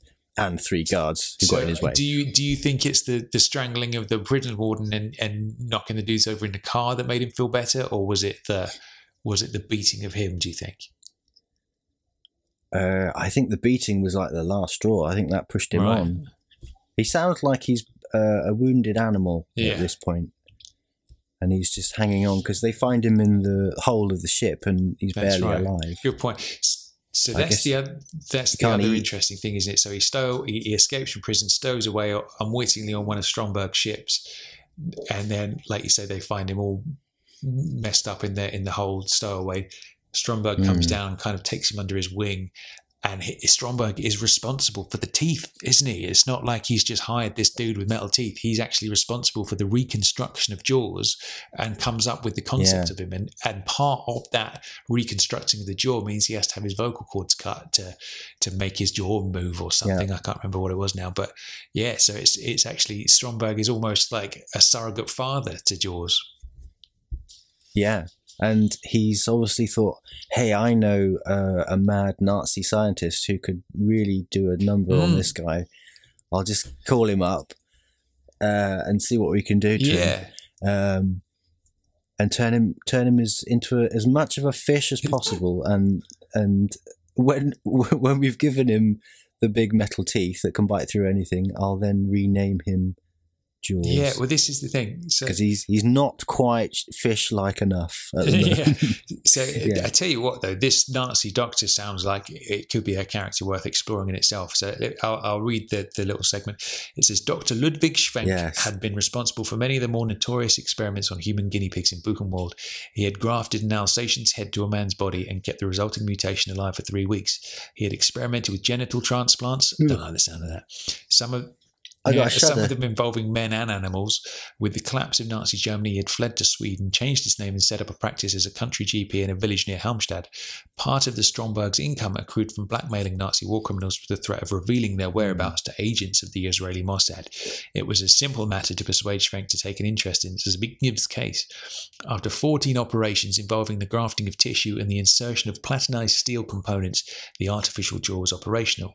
Only one sacrifice was necessary. In order to work the jaw, Zbigniew's vocal cords had to be severed and reharnessed to the electric impulse conductor that opened and shut the 2 rows of terrifying, razor-sharp teeth. Zbigniew Krichwicki was now mute, like a fish. That's made me think of 2 things. One is, I think the reason they never have recorded this as an audiobook before is they've got to the line Zbigniew Krichwicki and then just thought, oh, fuck this. Yeah. I'm not reading anymore. Whoever it was, so Kenneth Branagh just went, I'm not reading this, and then left. The other thing that this reminded me of is something about a dog on a man's head that I find particularly disturbing. And I've seen a couple of films in the past, 70s horror films, that have had men's heads on dogs' bodies. That's what I'm thinking of. And it's really, really freaked me out. And one of them happened to star Kurt Jürgens. Really? It was a film called Mephisto Waltz from about 1970. Jacqueline Bisset was in it. And Alan Alda, the guy from MASH. Oh, yeah. And there is also Invasion of the Body Snatchers, the one with Donald Sutherland, which is pretty creepy. And both of those feature scenes where dogs just appear out of nowhere and they just happen to have perfect human faces on, and it's very creepy. Whoa, that is weird, isn't it? So thinking of this Alsatian, the man with an Alsatian's head, and it being alive for 3 whole weeks, and just, you know, playing piano or whatever it's doing. Yeah. And just sort of, I can't imagine that being a particularly pleasant experience. No, absolutely not. Good God, no. But, quite hellish. But there, I feel like Dr. Ludwig Schwenk could be a really solid villain for another story. I think that sounds really horrible. Human Centipede film or something like that. Yeah, it's in that world, isn't it? For sure. Yeah. So basically, after the rest of it plays out pretty much just like the film. They end up in the out there in the amongst the ruins, you know, walking amongst the pillars, dropping big sort of bricks on each other and God knows what else, and the van getting stuck in the sand, and that plays out pretty much identically to the film, with one key difference, which is obviously when Bond steals the microfilm and gets in the car with her, and she puts a loving hand on his thigh, and it's she's got a little poisoned ring, which I'm going to read out to you now, because we've got another From Russia with Love reference in here. It says, Bond's hand dived towards his thigh, but it was too late. A wasp had stung him. He could feel his neck stiffening, his fingers locking. The film dropped to the floor. Against his leg, the needle still glinted evilly from the centre of the ring. How stupid of him. How typical of Smersh. Have you so short a memory, James Bond? Do you not remember Rosa Klebb? And there it is. So he's out for the count now. Obviously in the film, a little bit later on the boat, you know, with the cigarette, blowing the stuff in his face. So same sort of plot device, but just at a different point. What do you think about that? That's reminded me, there's also General Nikitin as well. He didn't we establish that he was in From Russia with Love at some point? Oh, I remember you mentioning that now, yeah. I wasn't sure, but we had someone told us that he was. That's right. So, we got a Facebook comment that mentioned that. Yeah, absolutely. Yeah, nice one. So there you go. There's another reference. Yeah. But that's, I guess you can't help but include that because it's set in the same universe. It's the same character, and it's very rare that he ever sort of crosses the Iron Curtain, as it would have been then, and actually deals with the other side. It's normally one or two of their operatives, but on this occasion, they're actually linking hands. So it's inevitable that there's going to be some mention to the last time that happened. Yeah, I guess so. You're absolutely right. Yeah, I suppose it's when you're dealing with Russia as the enemy, then the natural, and you're putting Bond in the Fleming mold, the natural thought is to go back to From Russia with Love, and it being a great Cold War thriller in itself, I think that's a perfect choice, isn't it? So there's an even bigger reference. I think maybe next time we'll talk about how the script became what it actually became. And there's another couple of references in that as well that would have made it even more overt. All right, interesting. That's something for next time, perhaps. Cool, that sounds good. So there we have it then. We've just finished chapter 12, so we're roughly halfway through the book now. And I must say, the first half of the book, thoroughly enjoying the whole thing. There are some great references in there. I feel like I've like we said at the beginning, I feel like if you've not experienced this story before, like me, I still haven't read the second half yet. I feel like I'm never going to look at Spy Love Me the film in the same way again than after reading this, for sure, because there's so many extra little things. And what a lucky escape that he didn't have his genitals electrocuted in the film. Roger had a lucky escape from that one. He did, but he did have a second and third hole where most people only have one. If you remember when the chair exploded, that's true. So he didn't get away with it completely. That is a good point. Absolutely, I would rather take the second hole in the back door than what he goes through in that chapter of the book any day of the week. Though it must be said. All right, good stuff. You can always sew the hole back up again, I suppose. That is true. Absolutely. Or you could just hold your nose and breathe hard and play it like a flute. That is true. Yeah, I hadn't thought about that. I don't know why, but yeah, good stuff. All right, so are you excited for the next section of the book, Dan? Have you read ahead yet, or are you kind of taking it at pace with these episodes? No. I read it as and when I have to, and then I look forward to you sending your files across, and then I get to hear it being read to me, which is lovely. A nice. It's finally I get to hear it as an audiobook. Thanks to you. So that's brilliant. Well, thanks to you as well, man. We're helping each other out along the way. Good stuff. I just hope the JBR family are enjoying it as well. I hope so. So that about wraps up today's episode, doesn't it, Dan? Yes, I suppose it does. Yeah. Yeah, absolutely. Well, in that case then, the JBR Book Club, as we're calling this, will return in roughly a month's time. Obviously, we'll be back next time with the next instalment of The Music of Bond. And then we'll be back with The Spy Who Loved Me Part 3 a couple of weeks after that. Good stuff. I'm looking forward to it. If the next Music of Bond is Man with the Golden Gun? Live and Let Die. Because John did the interview with about the Die Another Day box set thing last time, which was very good. So we skipped a week of soundtracks. So next time we'll be back with Live and Let Die. Okay, so if we go forward far enough, there'll be a moment where you do the Spy Who Loved Me soundtrack just after we finished the last episode of this. I'm not very good at maths, Dan. That's the secret. Possibly. So maybe, I suppose, it's only 3 soundtracks ahead. So maybe you're right. Maybe that will line up nicely. Okay, yeah. Bit of karma there. It's all sort of all come together. Absolutely. Yeah, absolutely. Good stuff. Okay, then. So until then, JBR will return. I've been Tom Sears. Yes, he has. And he's been doing a very good job of it too. And I've been Dan Gale. Good stuff. And we will see you next time. Goodbye, everybody. Goodbye.